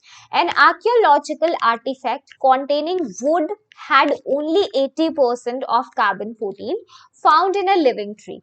Estimate the age of the sample. है ना, अब हमें पता है कि भाई देखो जो रेडियो एक्टिव डीके है, रेडियो एक्टिव डीके जो है कौन सी काइनेटिक्स को फॉलो करता है, बोलो फर्स्ट ऑर्डर को, ये तो बच्चा बच्चा जानता है ना, फर्स्ट ऑर्डर काइनेटिक्स। तो इसके लिए डीके कांस्टेंट क्या होगा, डीके कांस्टेंट जैसे रेट कांस्टेंट लिखते हो, है ना, 0.693 बाय टी हाफ, ठीक है। अब हाफ लाइफ पीरियड हमें दिया है 5730 का, तो 0.693 को डिवाइड करो 5730 से, ईयर के अंदर आएगा यहाँ से, है ना, ये आएगा ईयर इनवर्स, मतलब ऊपर जाएगा, दिस इज ईयर्स, तो ईयर इनवर्स, सही है, यस और नो, ओके अब हमें क्या बताना है, एज बताना है। तो to find the age of the sample हम फर्स्ट ऑर्डर काइनेटिक्स का एक्सप्रेशन यूज करेंगे 2.303 by lambda, this is the rate constant only, you know that, है ना, लॉग इनिशियल कॉन्सेंट्रेशन तुम्हारे रिएक्टेंट की और फिर कॉन्सेंट्रेशन एट टाइम टी, है ना, जो भी सैंपल था उसकी initial concentration divided by time t पर। यहाँ पे हम वुड की बात कर रहे हैं और वो बोल रहा है 80% वुड जो है archaeological containing would had only 80% left है उसमें, है ना, यानी 80% जो वुड है वो मिली है हमें। तो अगर हम मान ले कि इनिशियल अमाउंट, अगर मैं इनिशियल अमाउंट को 100 मान लू, है ना, तो एट टाइम टी कितना बचा है हमारे पास, 80 रहा होगा, 80% बचा है, 100 में से 80 बचा है। तो ये वैल्यूज मैं टी के एक्सप्रेशन में डालती हूँ, ठीक है। 2.303 बाय लैम्डा जो हमने निकाला था हाफ लाइफ से, 0.693 बाय 5730, है ना, फिर लॉग इनिशियल अमाउंट में 100 लेंगे, एट टाइम टी में 80 लेंगे। अब यहां से तुम सॉल्व करो, टाइम आएगा 1845 ईयर्स। तो जो एज है हमारे सैंपल की वो इतनी है, 1845 साल पुराना है वो, ठीक है, that is the age of the sample. निकाल सकते हो, देखो कुछ भी नहीं था, बहुत सिंपल सा सवाल था। पहले तो हमने यहाँ पे रेट कांस्टेंट एक तरह से निकालिया, रेडियो एक्टिव डीके हम उसे बोलेंगे, है ना, वही बोलते हैं यस और नो, डीके कांस्टेंट तुम बोल सकते हो, this is the decay constant, जैसे रेट कांस्टेंट बोलते हो, है ना, रेडियो एक्टिव डीके में हम डीके कांस्टेंट बोलते हैं उसे। डीके कांस्टेंट निकाला हमने, टी हाफ हमें बताया था, उस डीके कांस्टेंट को मैंने अपने फर्स्ट ऑर्डर काइनेटिक्स के फॉर्मूले में डाल दिया, है ना, जो सिंपल है, टी निकाल लिया वहां से कि कितने साल पुराना सैंपल है। कर सकते हो यस और नो। हाँ देखो ये क्वेश्चन है जो आपको खुद प्लॉट करना है ऑन अ ग्राफ पेपर, मैं बताऊंगी कैसा प्लॉट आएगा, but I want you guys to try this in the homework, क्योंकि आप प्रॉपर ग्राफ पेपर लेना, उस पे इसको बनाना। वो बोल रहा है एक्सपेरिमेंटल डेटा तुमको डीकॉम्पोजिशन ऑफ N2O5 के लिए गैस फेज में दिया हुआ है, ठीक है। तो बोल रहा है कॉन्सेंट्रेशन N2O5 की प्लॉट करो अगेंस्ट द टेम्परेचर, ठीक है। तो बिल्कुल सीधा सवाल है यार, इसको तुम कर लेना, ग्राफ कैसा बनेगा वो हम डिस्कस करते हैं, ठीक है। तो ध्यान दो, जैसे तुम यहाँ पे 0 से शुरू कर रहे हो, मान लो 0.2, है ना, रेंज उठा लेना, यहाँ पे 0.3 मिनिमम वैल्यू है, तो मान लो 0.2 से मैं अपना डेटा चलाती हूँ, 0.2 से 0.4, 0.6, 0.8, है ना, फिर ऐसे कर सकते हो 1, 1.2,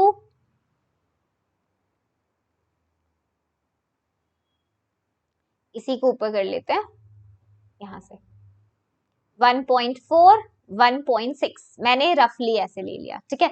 और यहाँ पर देखो टाइम अगर 400, 400, 800 इसी पर चलते हैं, 400, 800, है ना, 1200, ऐसे 400 400 का डिफरेंस है, 1600, फिर 2000, फिर 2400, है ना, 2800, लाइक दिस। तो जब तुम पॉइंट्स को प्लॉट करोगे ना तो ग्राफ तुम्हारे पास कुछ ऐसा आएगा, 1.6 पे यहाँ, है ना, 1.4 पे इधर की तरफ, फिर इधर इधर, ऐसे ऐसे करके ना तुम्हें ग्राफ मैं ऐसे रैंडम थोड़ा दिखा रही हूँ, तो you have to plot the proper points, ठीक है। तो कॉन्सेंट्रेशन N2O5 का विद रिस्पेक्ट टू टाइम कुछ ऐसा प्लॉट तुम्हें देखने को मिलेगा इन पॉइंट्स के साथ, ठीक है, देख सकते हो यस। हाँ वेरी गुड, तो ये तो पहला पार्ट था। नेक्स्ट पार्ट में बोल रहा है find the half life period for the reaction. तो यार देखो time corresponding to the concentration, अगर तुम देखते हो यहाँ पर, मान लो ये वाली कॉन्सेंट्रेशन, मैं पहली कॉन्सेंट्रेशन उठा लेती हूँ, है ना, तो मैंने बोला कि time corresponding to this concentration 1.63 into 10 की पावर 2, है ना, डिवाइडेड बाय 2 मोल पर लीटर, ये कितना आएगा 0.815 इंटू 10 की पावर -2 मोल पर लीटर। तो ये हाफ लाइफ आ जाएगा, है ना। तो ये कहां से पता चला हमें, हमें ग्राफ से पता चलेगा, ठीक है। अगर तुम ग्राफ देखोगे तो ग्राफ में तुम्हें मिलेगा हाफ लाइफ जो मिलेगा obtain, that would be around 1440 के आसपास, ठीक है। तो इसको प्लॉट करके देखना एक बार, ठीक है। मतलब क्या बोला है मैंने, देखो मैंने ये बोला है कि जो भी टाइम है जो करस्पॉन्ड कर रहा है इस कॉन्सेंट्रेशन को 1. सुनो नहीं समझे ना तुम, मुझे पता है तुम कंफ्यूज हो गए, देखो सुनो मेरी बात, सुनो मेरी बात दोबारा बताती हूँ, है ना, कंफ्यूजन हो गई होगी। सुनो देखो वो क्या बोल रहा है, सवाल में बोल रहा है तुमको कि भाई तू मुझे हाफ लाइफ पीरियड बता दे रिएक्शन का।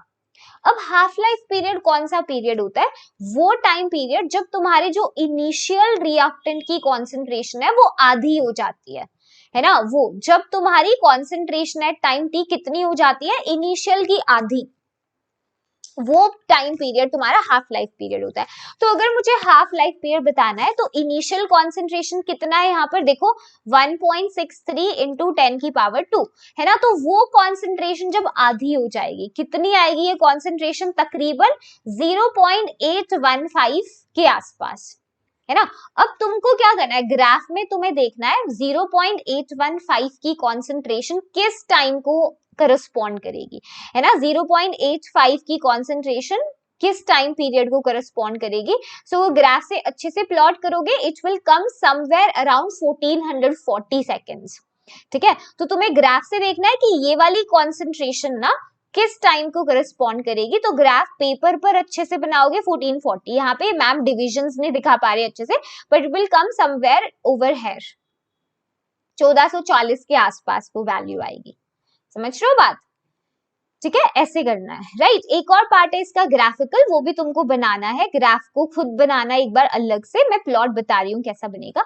यहाँ पे बोल रहा है वो कि भाई देखो इसी डेटा में, है ना, गैस फेज में वही डेटा तुमको दिया है। अब बोल रहा है draw graph between log N2O5 and time, ठीक है। अब तुमको उसने बोला है N2O5 की कॉन्सेंट्रेशन में दे रहा हूं, बट मुझे ग्राफ चाहिए log N2O5 वर्सेस टाइम का, तो log of concentration of N2O5, तो पहले तो इस डेटा से तुम्हें log N2O5 निकालना पड़ेगा, ठीक है। तो जब तुम लॉग को निकालोगे 1.63 के लिए वैल्यू, मैं तुम्हें डायरेक्ट वैल्यूज बता रही हूँ, तुम क्रॉस चेक करना, -1.79 आएगा, है ना। 400 वाले के लिए जो वैल्यू है 1.36 के लिए -1.87, उधर ही लिख लेते हैं, एक काम करते हैं,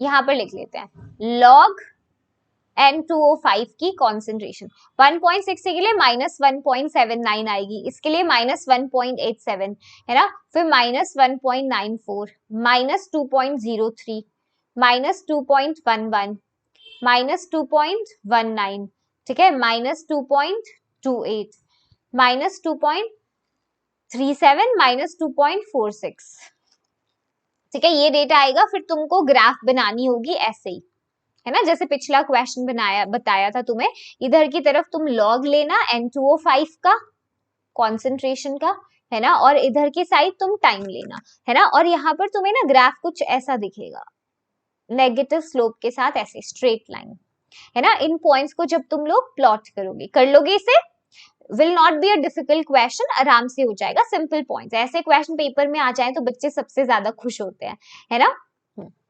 चलिए रेट लॉ क्या होगा, तो यहाँ पर रेट लॉ अगर तुम बताओगे तो रिएक्शन का N2O5 के रिस्पेक्ट में 1 होगा ऑर्डर तुम्हारा, ठीक है। तो यहाँ पर हम सिंपल लिख सकते हैं कि भाई हमारा रेट लॉ के लिए rate expression would be rate constant N2O5, ठीक है। ओके चलिए, नाउ वो बोल रहे हैं कैलकुलेट करिए रेट कांस्टेंट, तो रेट कांस्टेंट तुम कहां से निकालोगे, जो तुमने प्लॉट बनाया था ना N2O5 वर्सेस टाइम का, ये वाला सबसे पहला जो प्लॉट तुमने बनाया था, है ना, तो एक्चुअली इसी के प्लॉट से तुम्हें पता चलेगा, राइट, रेट कांस्टेंट जो भी स्लोप होगा इसका वो -k/2.303 के बराबर होगा, ठीक है। तो यहाँ पर जो स्लोप होगा वो तुम निकाल सकते हो, है ना, 0.67 डिवाइडेड बाय, हाँ देखो सुनो, यहाँ पर ये स्लोप है, तो स्लोप तुम निकालोगे, उसकी वैल्यूज मैं उस हिसाब से रख रही हूँ यहाँ पर, ठीक है। जब तुम स्लोप निकालोगे तो 0.67 डिवाइडेड बाय 3200 के आसपास यू विल, है ना, पुट द वैल्यू, तो यहाँ से तुम्हें रेट कांस्टेंट अपना मिल जाएगा, दैट वुड बी 4.82 इंटू 10 की पावर -4 मोल पर लीटर पर सेकेंड। कर सकते हो यस और नो, यस। एक और पार्ट है इस क्वेश्चन में, वो बोल रहा है कि हाँ ये हो गया है, रेट कांस्टेंट हमने निकाल लिया है, calculate the half life period from के and compare it with 2।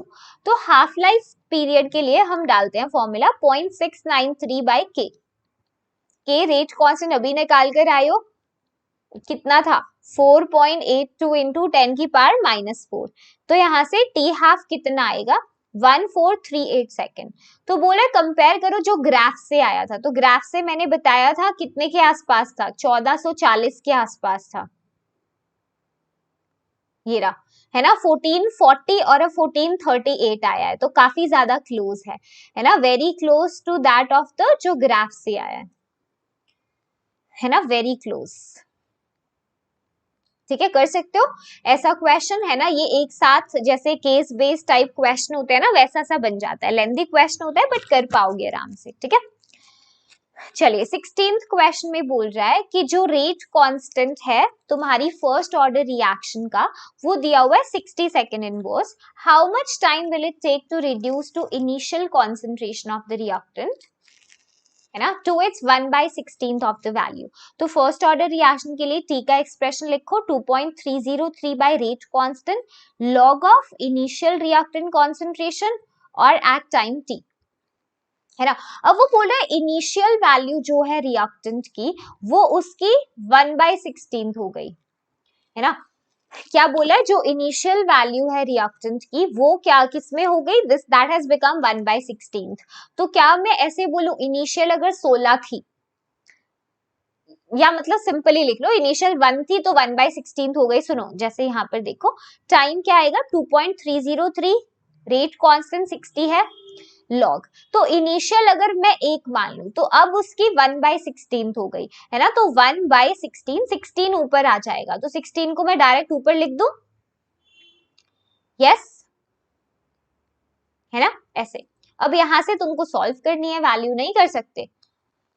Time आएगा 2.303/60 लॉग ऑफ 16, है ना। तो यहां से t विल बी 4.62। सॉल्व कर लेना कैलकुलेशन को, सारा खेल कैलकुलेशन का है ना। कुछ बच्चे पूरा आंसर नहीं निकालते हैं तो पेपर में नहीं आ पाता है आंसर, तो बेटा इस चीज को थोड़ा सा ध्यान रखना पड़ेगा तुमको। ठीक है,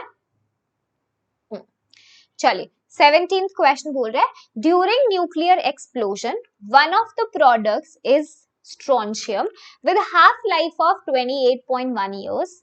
Okay, if 1 microgram of strontium was absorbed in the bones of a newly born baby instead of calcium, how much of it will remain after 10 years and 60 years if it is not lost metabolically? So ये तो बहुत प्यारा question है। कैसा है, प्यारा question है ना। तो इसको देखो, सबसे पहले तो आपको पता है जो रेडियो एक्टिव डीके है फर्स्ट ऑर्डर काइनेटिक्स को फॉलो करेगा, है ना। तो पहले तो हम डीके कांस्टेंट लिख लेते हैं, लेमडा से दिखा लो या फिर कंफ्यूज होते हो तो के ही लिख लो, है ना, but read it out as the decay constant. ठीक है, वो क्या होगा 0.693 बाई टी हाफ, सही बात है ना। टी हाफ उसने हमें दिया है कितना, हाफ लाइफ 28.1। तो यहां से तुम्हारा डीके कांस्टेंट आएगा 2.466 इंटू 10 की पावर -2 ईयर इनवर्स।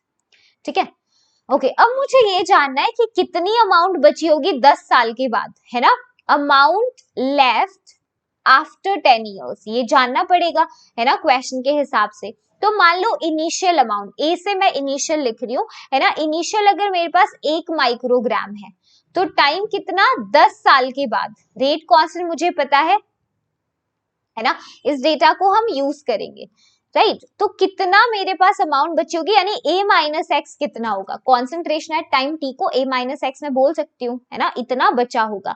तो अपने एक्सप्रेशन में ये एक्सप्रेशन यूज करते हैं, है ना, decay constant 2.303 by T log initial concentration and at time t, है ना, a माइनस एक्स। ठीक है, तो यहाँ पर देखो 2.466 इंटू 10 की पावर -2, ये निकलेगा 2.303, टाइम कितना है अपने पास 10, है ना, लॉग इनिशियल 1 माइक्रोग्राम है तो a माइनस एक्स इसको एज इट इज रखते हैं, है ना। तो यहां से जब तुम करोगे solve, log a minus x की वैल्यू आएगी -0.1071।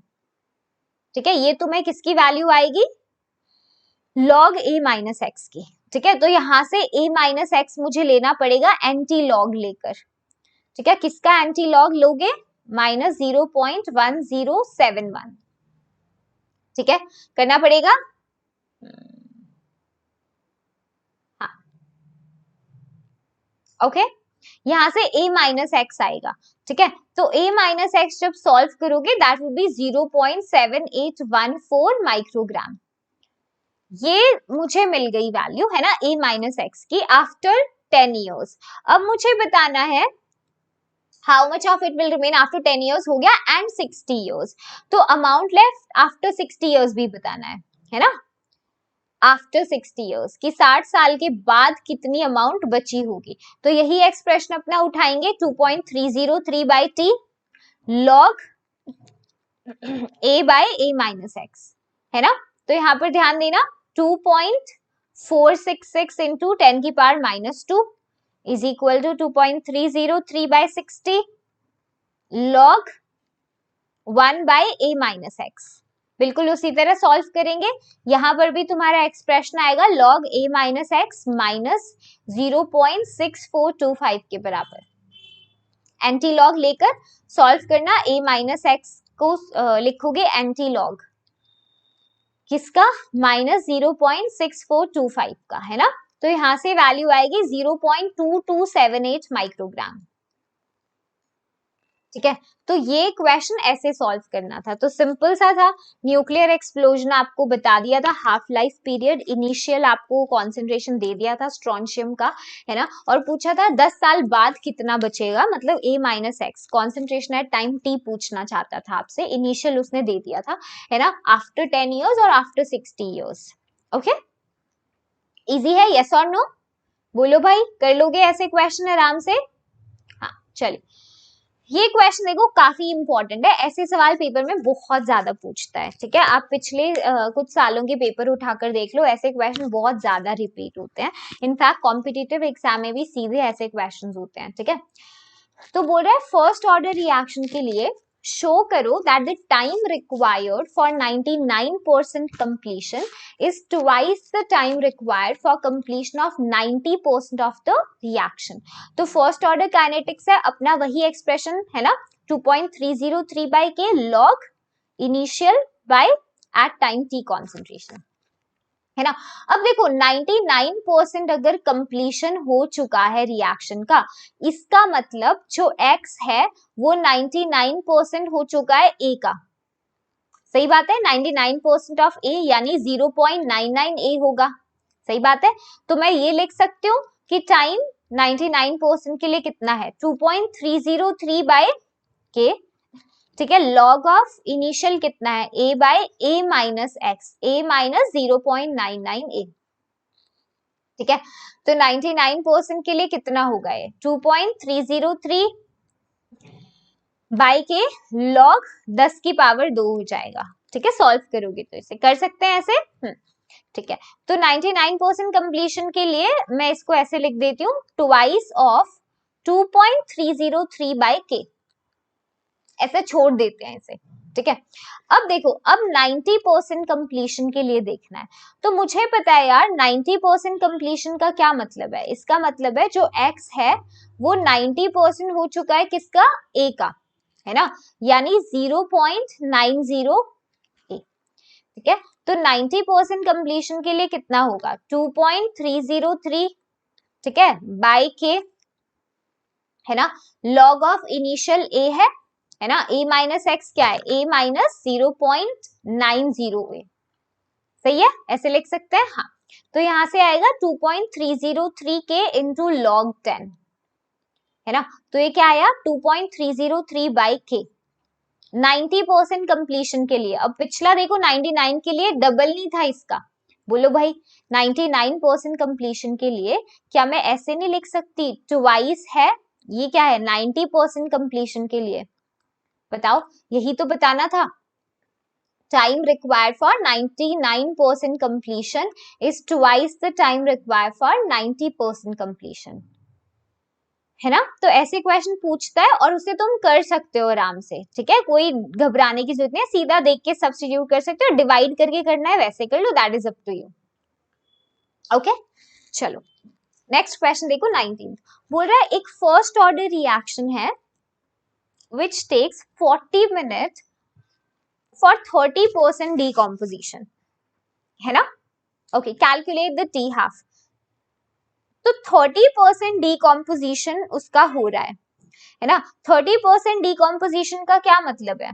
Yes, मतलब जो x है वो 30% हो गया है किसका? a का, है ना? यानी x होगा 0.3a. ठीक है, अब मुझे पता है फर्स्ट ऑर्डर काइनेटिक्स है तो मैं ये एक्सप्रेशन लगाऊंगी 2.303 by T log initial a है और a minus x time t पर है. सही है? यस और नो? बिल्कुल सही है ना? तो ये क्वेश्चन तो भाई कितने सारे आपने इसी टाइप के क्वेश्चन कर लिए, तो बिल्कुल साफ रिपीटिंग से नेचर का है, तो कर सकते हो इसे. टाइम मुझे दिया गया है 40 मिनट्स. ठीक है, रख देते हैं टाइम अपना 40 लॉग ऑफ इनिशियल a है ना, और ये क्या है? a माइनस 0.30a है ना. सॉल्व करो, k की वैल्यू क्या आएगी? 2.303 बाई 40, यही था देखो. हाँ, इनटू लॉग ये 10/7 होएगा. ठीक है, अब इसको सॉल्व करना, इसको सॉल्व करोगे you will be getting 2.303 by 40. इस लॉग वाली वैल्यू को सॉल्व करोगे 0.1549 आएगा, है ना. तो यहां से k की वैल्यू 8.918 इंटू 10 की पावर -3 के आसपास आ जाएगा. ठीक है, हाँ, मिनट नंबर्स. तो ये तो हमारे पास रेट कांस्टेंट आया है, लेकिन क्वेश्चन में पूछा था टी हाफ, है ना. तो हमें पता है फर्स्ट ऑर्डर काइनेटिक्स के लिए टी हाफ 0.693 बाई के बराबर होता है, और के मैंने निकाल लिया है, के हम निकाल चुके हैं. 0.693 बाई 8.918 इंटू 10 की पावर -3, है ना. तो कितना आएगा? 7.77 मिनट. तो ये अपना हाफ लाइफ हो जाएगा. सही है? बोलो. आसान थे, ऐसे क्वेश्चन पेपर में आएंगे तो बल्ले बल्ले हो जाएगी तुम्हारी, है ना. बहुत अच्छे से कर पाओगे. यस और नो? बिल्कुल अच्छे से कर लेना. ठीक है. हाँ. 20th क्वेश्चन बोल रहा है for the decomposition of azoisopropane to hexane and nitrogen at 543 Kelvin, the following data are obtained. Calculate the rate constant. ठीक है, तो अब इसकी रिएक्शन के साथ थोड़ा सा बताती हूँ तुमको. ठीक है, यही लिख लेते हैं, यहां लिख ले. चलो देखो, डीकॉम्पोजिशन जो रिएक्शन है, ठीक है, ऐसे हम रिप्रेजेंट करेंगे. ध्यान देना रिएक्शन के ऊपर. So this would be CH3 2 CH N double bond N CH CH3 2. This is azoisopropane. Yes, अब ये टूटा है किसमें? नाइट्रोजन और किसमें? हेक्सेन में. ठीक है, चलो अब देखो time t is equal to 0 पर इसका प्रेशर कितना होगा? P0 होगा mmHg. ये अभी बने नहीं है ना. अब टाइम t के ऊपर मान लो P0 में से P टूटा इसका, तो इसका P बना, है ना, और इसका भी P बना, इसका भी P बना. तो टोटल प्रेशर हम लिख सकते हैं, total pressure after time t कितना है? Total pressure after time t is P0 minus P. ठीक है, ये सारा स्मॉल p लिख लो. P0 minus P plus P plus P. Yes, total pressure निकाल रहे हैं ना, तो टोटल प्रेशर क्या होगा? P0 plus P, P0 plus P. ठीक है, सो टोटल प्रेशर अपने पास आया है P0 प्लस P. ठीक है, यहां से P निकाल लेते हैं, PT minus P0. Total pressure minus initial. ठीक है, ये देखे. यस और नो? हाँ, ओके. देखो अब हम क्या कर सकते हैं? We can substitute the value of P for pressure of reactant at time t. ठीक है, तो ये वैल्यू आप सब्स्टिट्यूट कर सकते हो. यस और नो बोलो. यस. तो मुझे पता है मेरे पास P0 माइनस P है ना, तो P0 माइनस P है. अगर P की वैल्यू मैं रखती हूँ यहाँ पर P0 minus PT minus P0, तो ये कितना निकल के आएगा यहाँ से? 2P0 minus PT. ठीक है, अब तुम्हारा एक्सप्रेशन क्या बनेगा रेट कांस्टेंट का? 2.303 बाई t लॉग P, है ना, बाई 2P0 माइनस पीटी। इसी के लिए हमने वो सारी वैल्यूज निकाली थी, ठीक है। तो अब तुम देख लो, जब टाइम की वैल्यू हमें कितना दिया हुआ है 360 सेकेंड, जब t 360 सेकेंड है उस वक्त पर रेट कांस्टेंट कितना आएगा 2.30 बाय 360 लॉग p कितना होगा 35 इनिशियल पे है ना,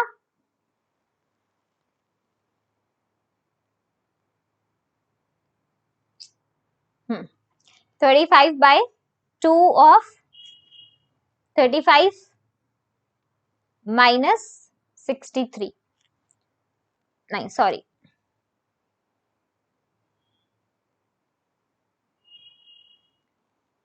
63 तो 720 पे है, 360 पे 54 है ना, माइनस 54, ठीक है। यस, यहां से you will get the value 2.175 into 10 की पावर माइनस 3 सेकेंड इनवर्स, ठीक है। ये निकलेगा तुम्हारे पास जब टाइम 360 दिया था, राइट। अब हम क्या करेंगे, अब हम यही चीज करेंगे जब टाइम कितना होगा 720 सेकेंड, 720 सेकेंड है ना। तो वैल्यूज रखते हैं, k होगा 2.303 बाय 720 इंटू लॉग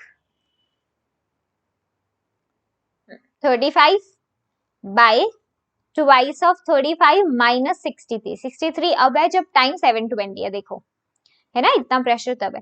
तो यहाँ से रेट कांस्टेंट आएगा 2.235 इंटू 10 की पावर माइनस 3 सेकेंड इनवर्स। तो एक ये अलग है रेट कांस्टेंट, ये अलग है, तो एवरेज लेना पड़ेगा अब हमें, है ना। तो एवरेज निकालते हैं 2.175 इंटू 10 की माइनस 3 जो पिछले डेटा से आया और जो यहाँ से आया, है ना, डिवाइड करेंगे 2 से, सेकेंड इनवर्स में आएगा आंसर, ओके कर सकते हो। तो रेट कौन सा निकला 2.20 इंटू 10 की पावर माइनस 3 सेकेंड इनवर्स। बताओ कर सकते हो क्या, मुश्किल था एक क्वेश्चन? यस, नहीं आसान था, ठीक है कर लोगे, वेरी गुड। नेक्स्ट क्वेश्चन देखो जरा, the following data were obtained during the first order thermal decomposition, है ना, एंड ये दिया भी हुआ है आपको सारा डेटा एक्सपेरिमेंटल। उसने पूछा है कैलकुलेट करिए रेट ऑफ रिएक्शन जब टोटल प्रेशर 0.65 एटमॉस्फेयर है ना। तो यहाँ पर पहले तो रिएक्शन के हिसाब से चलते हैं, अगर हम थर्मल डीकम्पोजिशन कर रहे हैं, इस बार रिएक्शन दे दिया है तुमको, है ना। तो यहाँ पर देखो जब time t is equal to 0 है तो प्रेशर P नॉट है, ये अभी नहीं बने हैं, है ना। टाइम t पे P नॉट में से P टूटा, इसका P बना, इसका P बना, ठीक है। टोटल प्रेशर कितना होगा, टोटल प्रेशर यहाँ पर भी P नॉट प्लस P के बराबर आएगा, यस और नो, बिल्कुल, है ना। तो P कितना होगा PT माइनस P नॉट। अब यहाँ पे भी हम सब्स्टिट्यूट कर सकते हैं value of P for the pressure of reactant at time T, ठीक है, जो कि होगा P नॉट माइनस P, है ना। उसमें सब्स्टिट्यूट करो P की value P naught minus PT minus P not, जो निकल कर आएगा 2 P naught minus PT। Direct expression भी लिख सकते हो, इसको रफ में कर सकते हो, इतना ज्यादा दिखाने की जरूरत नहीं होगी तुम्हें, ठीक है। तो एक्सप्रेशन बनेगा rate constant is equal to 2.303 by T log P by 2 P naught minus PT, है ना। तो अब देखो वही चीज, टाइम कितना है 100 सेकेंड है, तो उस वक्त देखो K की value 2.303 by 100 log 0.5 divided by 2 into 0.5 minus 0.6, सब कुछ डेटा से उठाया देख लो, यस हाँ। तो यहाँ पे K की वैल्यू आएगी तुम्हारे पास 2.23 इंटू 10 की power minus 3 second inverse, right. अब यही चीज उसने बोला है कि मान लो जब हमने निकाला कि हाँ जब PT की वैल्यू 0.65 एटमॉस्फेयर है ना, यस यस। तो हम कह सकते हैं प्रेशर SO2Cl2 का टाइम इंटरवल पे अगर ये है तो ये देखो प्रेशर है ना कितना है 2 P नॉट माइनस PT, है ना, किसके बराबर होगा 2 इंटू P नॉट 0.5 है ना। T पर कितना है, टाइम T पर PT कितना है 0.65, अभी निकाल कर आयो 0.65, है ना। तो यहां से तुम्हें निकलेगा 0.35 एटमॉस्फेयर, ठीक है। तो इसीलिए अब जो रेट है इक्वेशन का, रेट ऑफ इक्वेशन, जब टोटल प्रेशर तुम्हारा 0.65 एटमॉस्फेयर है तो उसको हम कैसे डिनोट करेंगे, rate is equal to rate constant pressure of SO2Cl2, है ना। तो रेट क्या आएगा 2.33,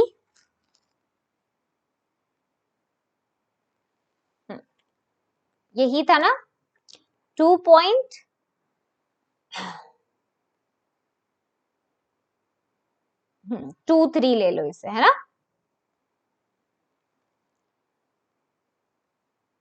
रेट कांस्टेंट 2.23 इंटू 10 की पावर -3 और ये कितना निकाला 0.35, ठीक है। तो यहां से रेट अब निकलेगा तुम्हारा फाइनली 7.8 इंटू 10 की पावर -4 और यूनिट क्या होगी एटमॉस्फेयर पर सेकेंड। कर सकते हो, यस। तो इसको ध्यान रखना, ऐसे क्वेश्चन या प्रेशर वाले ना बच्चे कंफ्यूज हो जाते हैं और वो पूछता है एग्जाम में, ठीक है। बोर्ड्स में इनफैक्ट ग्राफ वाले भी पूछ लेते हैं, तो तुम लोग तैयार है ना, उससे घबराना नहीं कि ग्राफ का क्वेश्चन आ गया कैसे करेंगे, राइट। जैसे यहाँ पर बोला है उसने rate constant decomposition of N2O5 के लिए अलग अलग टेम्परेचर्स पे दिया हुआ है, draw a graph between ln K and 1/T and calculate the values of A and activation energy, predict the rate constant at 30 degrees Celsius and 50 degrees Celsius, okay. कर सकते हो इसे, बोलो अच्छा क्वेश्चन है, इंपॉर्टेंट है, ऐसे क्वेश्चन पेपर में पूछ सकता है, this will be considered as a lengthy सवाल, ठीक है। तो पहले तो देखो तुम्हारे पास डेटा में टेम्परेचर है K है, सबसे पहले 1/T निकालो, है ना। 1/T के बाद तुम निकालो रेट कांस्टेंट हाउस ने दिया हुआ है ना। फिर उसके बाद हमें चाहिए होगा टेम्परेचर केल्विन में ले लो तुम, ठीक है। उसके लिए कन्वर्ट कर सकते हो, 1 टेम्परेचर को भी ले सकते हो, है ना, उसमें केल्विन में। फिर हमें ln K चाहिए, मेन तो ये दो चीजें चाहिए, है ना। 1/T को अगर तुम केल्विन इनवर्स में निकालते हो तो निकालो, यहाँ पर 0 मतलब 273 है, उसका 1/T अगर करोगे तो दैट वुड बी 3.66। अब ये देखो डेटा है ना, तुमको कैलकुलेशन है, ये करके देखना पड़ेगा, राइट। मैम तो वैल्यूज लिख देंगे but you have to calculate it yourself, तुमको तभी आंसर आएगा। और पेपर में ऐसे क्वेश्चन ना बहुत ज्यादा लेंदी हो जाते हैं, जब तुम घर से प्रैक्टिस नहीं करके जाते तब तो हो ही नहीं पाते, बहुत मुश्किल हो जाता है, ठीक है। 1/T की वैल्यूज मैंने कैलकुलेट की हुई है पहले से, इसीलिए मैंने लिख दी ताकि आपका टाइम सेव हो जाए, है ना। ln K की भी लिख लेना, -7.147 -4.075 -1.359। ये कवर तो नहीं हो रही ये वाली स्लाइड, देखो अगर थोड़ा बहुत कवर हो गया ना तो मैम आपसे शेयर कर देंगी, है ना, सेशन नोट्स मैं दे दूंगी। सो एक बार कमेंट सेक्शन में बता देना if you need session notes, ठीक है। हाँ चलो, अब यहाँ पर देखो उसने ग्राफ बनाने को बोला है ln K वर्सेस 1/T, है ना। 1/T में 10 की पावर -3 को अलग रखना, ठीक है, उसके साथ मत प्लॉट कर देना, राइट। 10 की पावर 3 है एक्चुअली वो,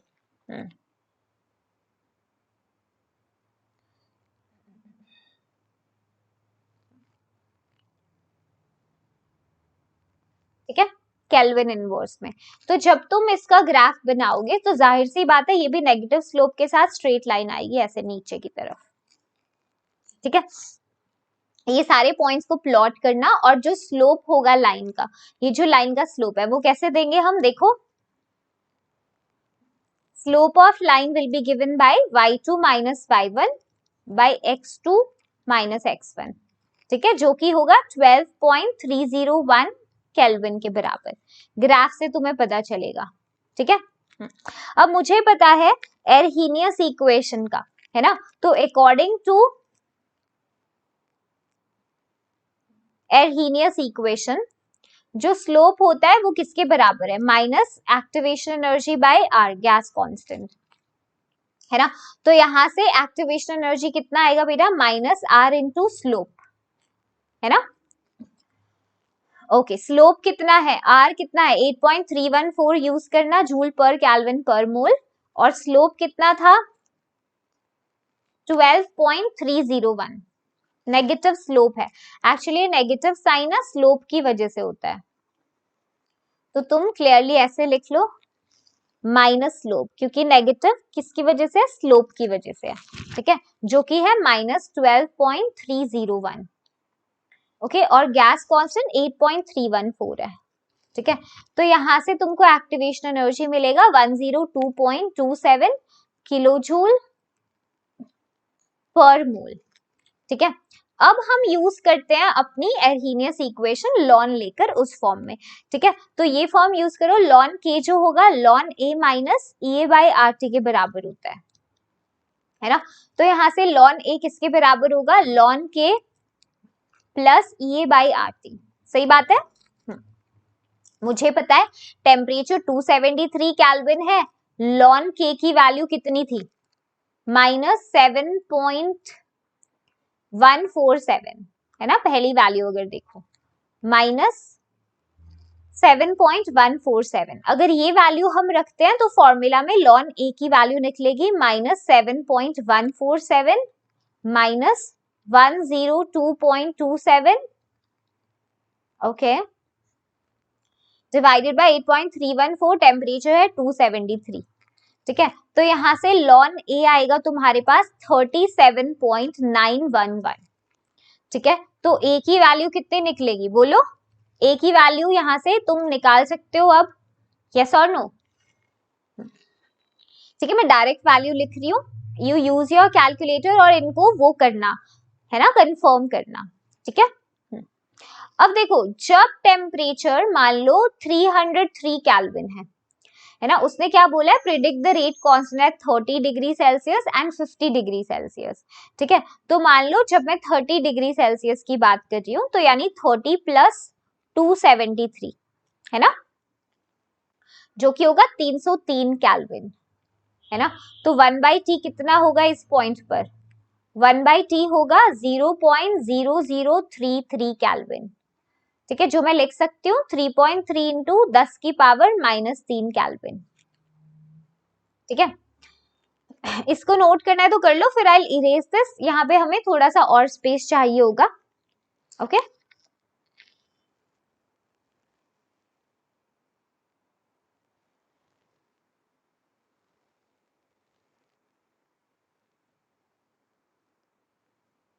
डुप्लीकेट कर लिया मैंने स्लाइड, ठीक है।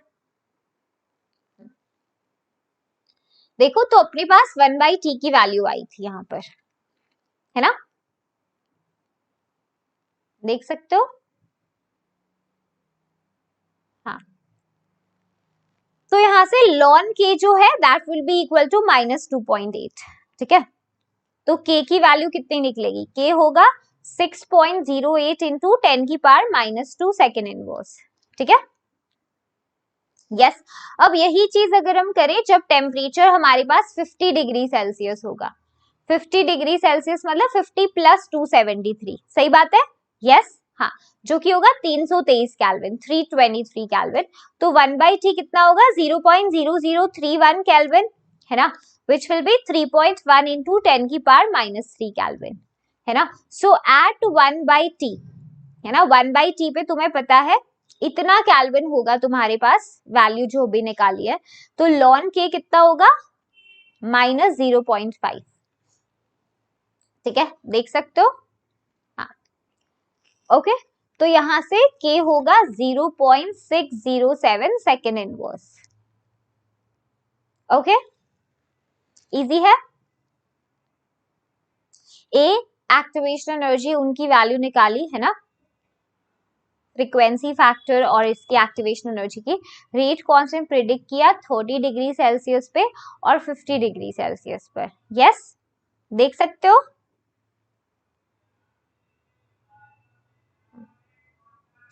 Okay, very good. Next question देखिए 23rd, हाँ, rate constant for decomposition of hydrocarbons तुमको दिया हुआ है, एनर्जी ऑफ एक्टिवेशन भी दिया है, तो बोल रहे हैं प्री एक्सपोनेंशियल फैक्टर की वैल्यू कितनी होगी। अब ये ज्यादा लेंथी क्वेश्चन नहीं है, ठीक है, तो यहाँ पर तुम्हें रेट कांस्टेंट कितना दिया है, 2.418 इंटू 10 की पावर -5 सेकेंड इनवर्स। टेम्परेचर कितना है 546 केल्विन, है ना। Activation energy 179.9 kilo joule per मोल, है ना, जो कि 179.9 इंटू 10 की पावर 3 जूल पर मोल ले लो। एर्हीनियस इक्वेशन के हिसाब से K is equal to AE minus EA by RT, ये होगा। लॉग फॉर्म अगर लेते हो, log K is equal to log A minus EA by 2.303 RT, सही है। वैल्यूज पुट कर दे इसमें, वैल्यू रखो। लॉग K किसके बराबर है, yes log A, activation energy हमने लिया हुआ है ना।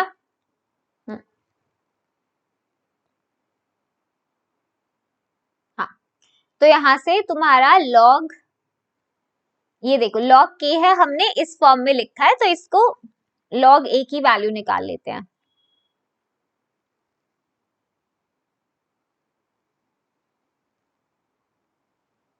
देखो ऐसा लिखते हैं, लॉग A की वैल्यू हम लिख लेते हैं, log K plus EA by 2.303 RT, ऐसा कर सकते हैं, बोलो भाई, बिल्कुल कर सकते हैं, है ना। चलिए, तो लॉग ए निकालना है हमें, लॉग K की वैल्यू पता है 2.418 इंटू 10 की पावर -5, है ना। एक्टिवेशन एनर्जी 179.9 इंटू 10 की पावर 3 जूल पर मोल, 2.303, गैस कांस्टेंट 8.314 जूल पर केल्विन पर मोल, है ना। टेम्परेचर कितना 546 केल्विन, सही है, कर सकते हैं इसे। तो फिर उसके बाद एंटी लॉग ए का आपको लेना पड़ेगा, एंटी लॉग लेकर वैल्यू फाइनल बता रही हूँ, ए की आएगी 3.912 इंटू 10 की पावर 12 सेकेंड इनवर्स। ठीक है, तो बेटा देखो ये कैलकुलेशन आपको सॉल्व करनी पड़ेगी। फिजिकल केमिस्ट्री में घबराओ मत कैलकुलेशन से, जितना कैलकुलेशन से डरोगे, है ना, उतना तुम लोगों के लिए ना प्रॉब्लम खड़ी हो जाएगी। ठीक है, तो डरना बिल्कुल भी नहीं है तुमको कैलकुलेशन से, रादर उनको फेस करना है तुम्हें। ठीक है, जितनी प्रैक्टिस करोगे उतना ज्यादा तुम्हारा डर खत्म होता जाएगा उसके लिए, राइट। चलो नेक्स्ट क्वेश्चन ट्राई करो।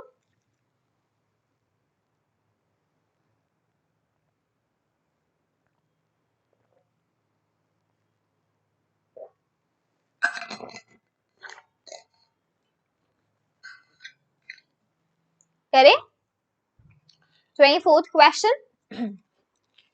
ओके, बोला consider a certain reaction A form product with K rate constant दिया है, calculate the concentration of A remaining after 100 second अगर इनिशियल कॉन्सेंट्रेशन A की ये है। ठीक है, तो रेट कांस्टेंट कितना है 2, ठीक है, टाइम कितना है 100 सेकेंड, है ना। ओके, इनिशियल कॉन्सेंट्रेशन 1 मोल पर लीटर। अब देखो हमें ऑर्डर नहीं बताया, लेकिन रेट कांस्टेंट की यूनिट बता दी सेकेंड इनवर्स। तो सेकेंड इनवर्स टाइम इनवर्स कौन से ऑर्डर की रिएक्शन होती है यूनिट में, rate constant first order reaction, first order reaction है ये। तो मुझे एक्सप्रेशन पता है रेट कांस्टेंट का 2.303 by T log initial concentration eight time T, ठीक है, से डिवाइड करेंगे। हाँ, तो वैल्यूज को हम रखते हैं अब यहाँ पे 2 इंटू 10 की power -2 is equal to 2.303, time कितना है 100 second, log initial concentration 1 by at time t को ए रखो, है ना। तो यहां से सॉल्व करते हैं इसे, 2 इंटू 10 की power -2 is equal to 2.303 by 100 log, अब ये लॉग 1 बाय ए को अगर मैं ऊपर लेकर आऊंगी ए को तो -1 पावर आ जाएगी, वो -1 आगे कोफिशिएंट में आएगी, तो मैं ऐसे लिख लेती हूँ, लिख सकती हूँ। हाँ, कैलकुलेशन आसान हो जाएगी हमारी, और कुछ नहीं है। तो माइनस लॉग ऑफ ए की कॉन्सेंट्रेशन, ठीक है, बराबर होगा 2 इंटू 10 की पावर -2 इंटू 100 बाई 2.303, है ना। फिर आपको एक ही कॉन्सेंट्रेशन मिलेगी जब आप इस पूरी क्वांटिटी का एंटी लॉग लोगे, है ना। एंटी लॉग लेना पड़ेगा, यस और नो, यस। फिर तुमको यहां से मिलेगा 0.135 मोल पर लीटर, ठीक है, कॉन्सेंट्रेशन ए का। कर सकते हो, यस। मुश्किल था क्या ये? नहीं, आसान था, ठीक है, ऐसे करना है, ओके। 25th क्वेश्चन देखो, sucrose decomposes in acid solution into glucose and fructose according to the first order rate law with T half इतना. What fraction of sample of sucrose remains after 8 hours? ठीक है, तो हम वही use करेंगे अपना first order kinetics, yes और no? हाँ, ओके, चलिए। K कितना है? 2.303 by T, log initial concentration reactant की एंड एट टाइम T, है ना। हमें हाफ लाइफ पीरियड दिया हुआ है 3 घंटे का, तो यहां से यार मैं K तो निकाल ही सकती हूँ, 0.693 by T हाफ, है ना, जो कि आएगा 0.231 R इनवर्स। वैल्यू रखो एक्सप्रेशन में, 0.231 is equal to 2.303 by time. Time कितना है? यस, टाइम कितना है? उसने बोला 8 घंटे बाद पूछा है, तो 8 log concentration R naught initial और टाइम टी पर, ठीक है। हाँ, चलो, तो ये अब यहां से मैं सॉल्व करती हूँ वैल्यूज को रखकर, log are naught by R T, है ना, कितना आएगा? 0.231 इंटू 8 बाई 2.303, यही आएगा। इसको सॉल्व करिएगा, ठीक है। सॉल्व करोगे तो दिस वुड बी 0.8024, ठीक है, 0.8024 आएगा। अब यहां से एंटी लॉग लोगे अगर, तो R naught by R t antilog लेना पड़ेगा, ठीक है।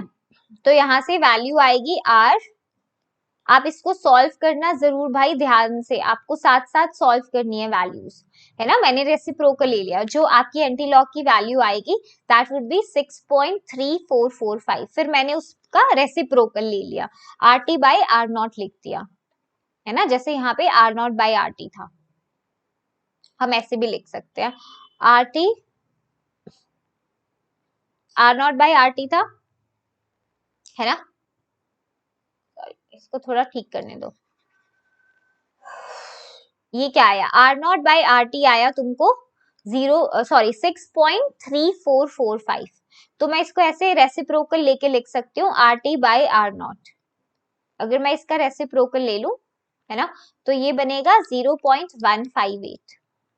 ये मैंने क्यों लिया? क्योंकि क्वेश्चन में उसने ये पूछा था what fraction of sample of sucrose remain after 8 घंटे, 8 घंटे के बाद सुक्रोज का कितना फ्रैक्शन मिलता है, तो बेटा वो सुक्रोज एट टाइम टी कितना लेफ्ट होगा विद रिस्पेक्ट टू इनिशियल, है ना, 0.158 इसका आंसर आएगा। तो फ्रैक्शन बोला था, ये तुम्हें निकालना था, उसमें निकाल सकते हो, यस।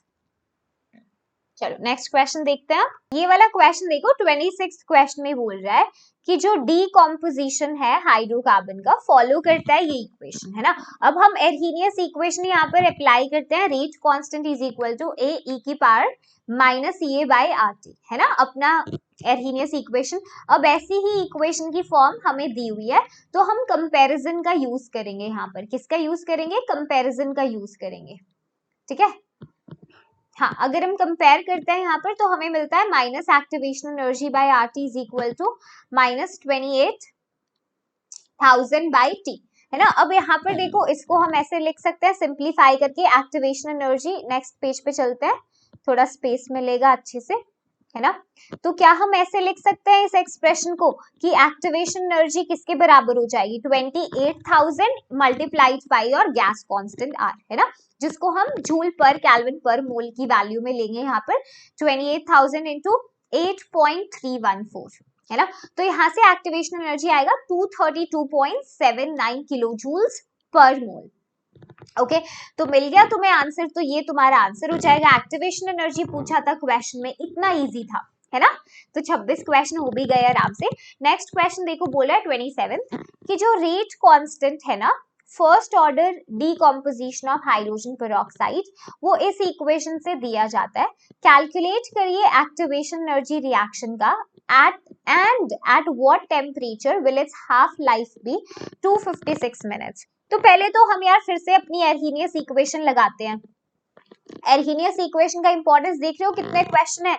तो इसका अगर हम लॉग वाली फॉर्म लिखते हैं तो वो होगा log k is equal to log a, है ना, minus activation energy by 2.303 RT। अगर तुम्हें डायरेक्ट नहीं लिखा जाता लॉग का, तुम लॉन लिख लो, फिर तुम्हें पता है लॉन एक्स किसके बराबर होता है, 2.303 log x, है ना, उसके बराबर होता है। अब हमें क्वेश्चन में ऐसी फॉर्म की इक्वेशन दी है 14.34 माइनस 1.25 इंटू 10⁴ k/t, है ना। अब अगर हम दोनों को कंपेयर करते हैं, अगर हम कंपेयर करते हैं, कंपेयरिंग 1 एंड 2, तो कंपेयर करके हम कुछ चीजें यहां से इंटरप्रेट कर सकते हैं। एक तो ये कि एक्टिवेशन एनर्जी बाय 2.303 RT जो है अपना किसके बराबर होगा, इसके 1.25 इंटू 10⁴, है ना, k/t, ठीक है, लिख सकते हैं केल्विन। ओके तो यहां से एक्टिवेशन एनर्जी मिलेगी 2.303 into R into 1.25 into 10⁴ kelvin, ठीक है। तो यहाँ पर अगर हम देखते हैं भाई एक्टिवेशन एनर्जी को R की वैल्यू रखो 8.314, है ना, 8.314 R अगर मैं रखती हूँ तो 239.34 किलो जूल्स पर मोल मुझे एक्टिवेशन एनर्जी मिलती है, मिल गई। अब क्वेश्चन में एक और बात पूछी है, उसने बोला है किस टेम्परेचर पर हाफ लाइफ पीरियड 256 होगा। तो हमें पता है t half first order reaction का किसके बराबर होता है, 0.693 rate constant is equal to 0.693 by t half, या फिर टी हाफ उधर लेकर के इधर लिख लो, है ना। तो हमें क्या बताना है किस टेम्परेचर, मतलब एट व्हाट टेम्परेचर उसका हाफ लाइफ इतना होगा।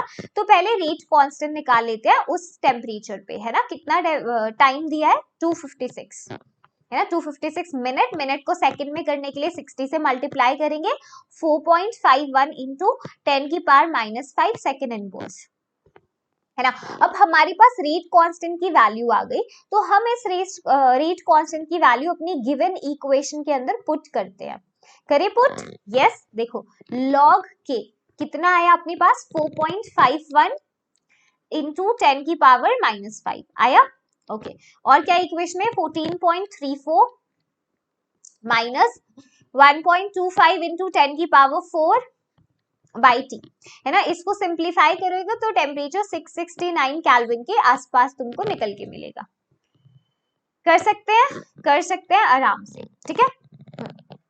चलो 28th क्वेश्चन बोल रहा है decomposition of A into product has the value of के एज इतना at 10 degree Celsius and energy of activation इतना, at what temperature would K will be this, है ना। हमारे पास कुछ इंफॉर्मेशन है, रेट कांस्टेंट है अपने पास एक पर्टिकुलर टेम्परेचर पर, है ना, मान लो 1 मान लेते हैं उसे, 4.5 इंटू 10⁻3, है ना, सेकेंड इनवर्स, ओके। टेम्परेचर कितना है 10 डिग्री सेल्सियस, मतलब 10 + 273 283 केल्विन, है ना, है, ठीक है। अब हमें पूछा है कि एट व्हाट टेम्परेचर वुड के बी, मतलब K2 हमें दिया गया है 1.5 इंटू 10⁴, तो हमसे T2 पूछा है ना। और एक्टिवेशन एनर्जी भी दिया है हमें 60 किलो जूल्स पर मोल। तो अपना फेवरेट एक्सप्रेशन यूज कर लो, एर्हीनियस की इक्वेशन की फॉर्म हम यूज करेंगे जो बहुत आसान होती है, काफी क्वेश्चन में आती है, log K2 by K1 is equal to activation energy by 2.303 R, है ना, हाँ, T2 minus T1 by T1 into T2 लिख सकते हैं इसे। अब वैल्यू पुट करते हैं, देखो log 1.5 इंटू 10⁴ बाई 4.5 इंटू 10⁻3 बराबर होगा 60 बाई 2.303 इंटू 8.314, है ना। T2 माइनस T1 कितना है अपने पास, वही 283 केल्विन, है ना, और ये 283 T2, ठीक है। अब इसको यहाँ से सॉल्व करेंगे हम एक्सप्रेशन टेम्परेचर के लिए, T2 के लिए। थोड़ा सिंप्लीफाई करा देती हूँ, इसको सॉल्व करोगे दिस विल बी लॉग 3.333, है ना, मैंने किया था simplify, so I am telling you ताकि आप अपने आंसर को थोड़ा कंफर्म कर सको, ठीक है। T2 minus 283 bye 283 T2, further simplify करेंगे इसको, है ना, तो आपके पास कुछ ऐसा आएगा 0.0472 T2 is equal to T2 minus 283, है ना। यहाँ से T2 निकलेगा 297 केल्विन, ठीक है, या फिर बोल सकते हैं T2 कितना होगा 24 डिग्री सेल्सियस। यही पूछा था क्वेश्चन में, है ना, हमने ये वाली फॉर्म लगा दी, इजी है, बस फिजिकल की तुम्हें ना प्रैक्टिस करनी है कैलकुलेशन की, वहां पर तुम मार्क आ जाते हो। तो 29th क्वेश्चन देखो एक बार, ठीक है, बहुत आसान सा क्वेश्चन है, ऐसे सवाल पेपर में आ जाते हैं। They are saying the time required for 10% completion of a first order reaction 298 kelvin पे, है ना, दिया हुआ है, is equal to that for 25, देखो 10% कंप्लीशन जो फर्स्ट ऑर्डर हुई है इतने टेम्परेचर पे, वो बोले जितना टाइम इसे लगा है ना उतना ही टाइम लगा है 25% कंप्लीशन के लिए, है ना, 308 केल्विन के ऊपर। तो बोलता है अगर ए की वैल्यू तुम्हें देता हूं तो मुझे रेट कांस्टेंट बताओ एक अलग टेम्परेचर पे, कब 318 केल्विन पे, साथ में एक्टिवेशन एनर्जी पूछा है, ठीक है। तो देखो शुरू इसको करते हैं क्वेश्चन को, हम सबसे पहले फर्स्ट ऑर्डर काइनेटिक्स है तो उसका फॉर्मूला लगाते हैं, इसको यहाँ से इरेज कर लेते हैं, ठीक है, वी विल नीड थोड़ा सा स्पेस। तो ये क्वेश्चन का डेटा था, ठीक है। तो देखो रेट कांस्टेंट क्या होगा 2.303 by T log initial concentration bye concentration eight time T, ठीक है, A-1। तो केस 1 की बात करते हैं, जब अपना टेम्परेचर है 298 केल्विन, तब रेट कांस्टेंट का एक्सप्रेशन में लिखती हूँ 2.303 बाई T1, ठीक है, लॉग इनिशियल कॉन्सेंट्रेशन मान लो A है, 10% कंप्लीशन का मतलब है 10% खत्म हो चुका होगा कॉन्सेंट्रेशन रिएक्टेंट का, तो टाइम T पे कितना बचेगा, A का 10% कर दो, यानी A माइनस 0.1 A का मैंने A में से अगर 10% निकल गई है ना, रिएक्शन कंप्लीट हो गया, तो कॉन्सेंट्रेशन टाइम T पे इतना बचा होगा, A में से 10% ऑफ A घटा दो, ठीक है, हो जाएगा। हाँ, तो यहाँ पर इसको सॉल्व करेंगे, K की वैल्यू 298 पे निकालते हैं, 2.303 बाई T1 इंटू 0.0458, ठीक है। एक्सप्रेशन को सॉल्व करना, पूरा नहीं सिंप्लीफाई करेंगे ताकि अपनी कैलकुलेशन फास्ट हो जाए। T1 होगा 0.105 है, मैम ने कैलकुलेट किया हुआ है इसीलिए मैं इसमें वैल्यू पुट कर रही हूँ, आप थोड़ा आराम से कैलकुलेट करना, है ना, आंसर सही आना जरूरी है वरना क्वेश्चन फिर गलत हो जाता है, यू नो दैट। ये फर्स्ट केस का एक्सप्रेशन हमने वहां छोड़ दिया। सेकेंड केस हमें बोल रहा है कि भाई अब रेट कॉन्स्टेंट कितना है 308 पर रिएक्शन 25% कंप्लीट होती है, तो एक्सप्रेशन लगाते हैं 2.303 by T2 log initial concentration अगर A है 25% कंप्लीशन हो गई, मतलब कॉन्सेंट्रेशन कितनी बची, A में से 25% A का घटा दो, है ना, इतना बचा होगा, तो A माइनस 0.25 A अब बचा है कॉन्सेंट्रेशन टाइम T के ऊपर, ठीक है। इसको सिंप्लीफाई करते हैं,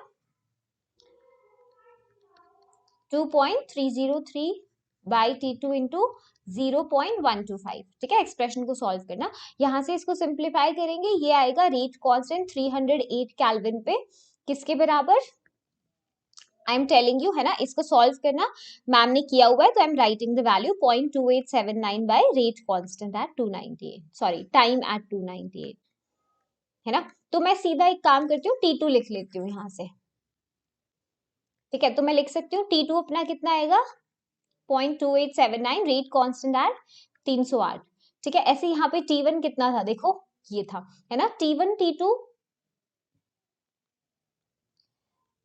हाँ देखो T1 और T2 हमें पता है बराबर है, क्वेश्चन में हमें दिया हुआ है, तो क्या मैं इक्वेट कर सकती हूँ, मुझे पता है T1 is equal to T2, है ना, जितना 10% कंप्लीशन के लिए चाहिए उस टेम्परेचर पे 298 पे, उतना ही टाइम 25% कंप्लीशन के लिए चाहिए, है ना, 308 केल्विन पे, तो मैं इक्वेट करती हूँ 0.1055 बाई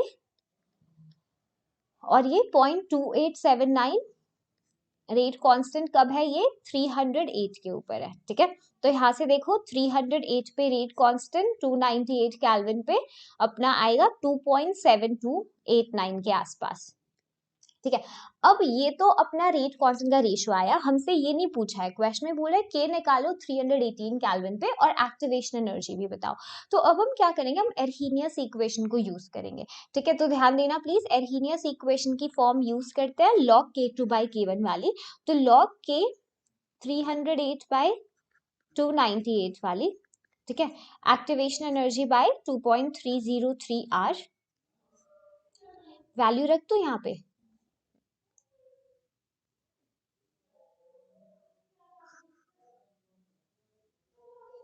देखो इसकी वैल्यू पुट करते हैं ना, log k2 by k1 की, ये जो ऊपर अभी निकाली है सीधा लिख रही हूँ, तो एक्सप्रेशन को समझना 2.7289। ठीक है, यहाँ एक्टिवेशन एनर्जी बाय नीचे क्या आता है 2.303 आर, 2.303 आर की वैल्यू हम जूल पर केल्विन पर मोल में लेंगे 8.314। ठीक है, T2 माइनस T1 होता है, तो यहाँ पे 308 माइनस 298 डिवाइड करेंगे, इनका प्रोडक्ट होता है नीचे T2 इंटू T1, है ना। ठीक है, ये वाली चीज। हाँ, अब यहाँ से अगर तुम ये पूरा एक्सप्रेशन सॉल्व करोगे तो मैं वैल्यू बता रही हूँ, आंसर मैच करना। एक्टिवेशन एनर्जी होगा 76.623 किलो जूल्स पर मोल। ठीक है, अब ये तो एक्टिवेशन एनर्जी निकल गया। एक और चीज हमसे पूछी है, बोल रहा है भाई ऐसा है, इस इतने पैसे में सब वसूल कर लिया हमसे है ना, एक क्वेश्चन मतलब सब पूछ डाला भाई। अब बोल रहा है रेट कांस्टेंट बताओ 318 केल्विन पे कितना होगा। ठीक है, तो अब हम वो निकालते हैं। एक्टिवेशन एनर्जी है तो इसको निकालना आसान होगा, एर्हीनियस इक्वेशन की वाली फॉर्म लॉग वाली ए के टेम्परेचर पे जो होती है उसे यूज करो। Log K is equal to log A minus activation energy by 2.303 RT. ठीक है, लगाइए एक्सप्रेशन। हाँ चलो, k की वैल्यू हमें निकालनी है, a की वैल्यू क्वेश्चन में कितनी दी है 4 into 10 raise to power 10, 4 into 10 की पावर 10 माइनस एक्टिवेशन को जूल में यूज करना है यहाँ पर। ठीक है, क्योंकि भाई जूल में, हाँ इसलिए यूज करेंगे ना क्योंकि आर भी तुम जूल्स में ही लोगे, है ना। 623, ठीक है, 2.303 8.314 इंटू 318। ठीक है, अब यहाँ से सिंप्लीफाई, देखो ये वैल्यू सॉल्व थोड़ी करनी पड़ेगी। ठीक है, लॉग क्या आएगा -1.9822। ठीक है, एंटी लॉग लोगे तो के की वैल्यू आएगी 1.042 इंटू 10 की पावर -2। मैम ने क्योंकि ये कर रखा है सॉल्व, तो I can tell the answer to you, है ना। तो इसको सॉल्व करने में थोड़ा टाइम लगेगा, तो जितनी प्रैक्टिस करोगे उतना फास्ट आंसर निकलेगा। ठीक है, 1.042 इंटू 10 की पावर -2 सेकेंड इनवर्स हो गया। नेक्स्ट क्वेश्चन पे चलें, बोलो। यस, लास्ट क्वेश्चन है अपने पास। हाँ ठीक है, बोल रहा है रेट ऑफ अ रिएक्शन क्वाड्रुपल्स जब टेम्परेचर चेंज होता है 293 से 300 केल्विन, 313 केल्विन। अच्छा, क्वाड्रुपल होता है मतलब K2 जो है 4 गुना हो जाता है K1 से, है ना। कब, जब अपना T1 293 है, T2 313 है। ठीक है, तो क्या बोल रहे हैं, कैलकुलेट करिए activation energy assuming that it does not change with temperature. तो एर्हीनियस इक्वेशन लगाते हैं, log K2 by K1 activation energy by 2.303 R, है ना, T2 minus T1 bye T2 into T1। लगाएं, वैल्यूज रख देते हैं आप। ठीक है, हाँ, log K2 पे कितना है 4 टाइम्स ऑफ K1, तो 4 K1 by K1, K1 K1 cancel हो जाएगा। एक्टिवेशन एनर्जी निकालना है 2.303 इंटू 8.314। ठीक है, वैल्यूज रखते हैं। ओके ठीक है, अब इसको सिंप्लीफाई करना यहाँ से, तो सिंप्लीफाई करोगे you will get activation energy as 52863 joule per mole. पहले जूल पर मोल में आएगा, अगर किलो जूल में आंसर पूछा है तो सॉरी, वैल्यू होगी 42863, 42863। ठीक है, जूल पर मोल। अगर किलो जूल में पूछेंगे 52.863 किलो जूल पर मोल हो जाएगा, तो ये अपना आंसर होगा फाइनल। ठीक है, सो विद दिस हमने पूरे 30 क्वेश्चंस कंप्लीट कर लिए हैं। सो thank you so much guys आज की वीडियो देखने के लिए। ये क्वेश्चन अच्छे से कर लो, ये 30 के 30 सवाल अच्छे से 2-3 बार प्रैक्टिस करो, पूरे सॉल्व करो, तो एग्जाम में क्वेश्चन तुमसे नहीं छूटेगा। इसी टाइप के क्वेश्चन आएंगे, बस वैल्यूज चेंज हो जाते हैं, और हो सकता है बोर्ड्स में तो एज इट इज वैल्यूज आ जाती है। ठीक है, so thank you so much, this is me Shilpi Kaushik signing off for the day. फिर मिलते हैं next time with a new chapter. Bye, subscribe to the channel. Okay, bye.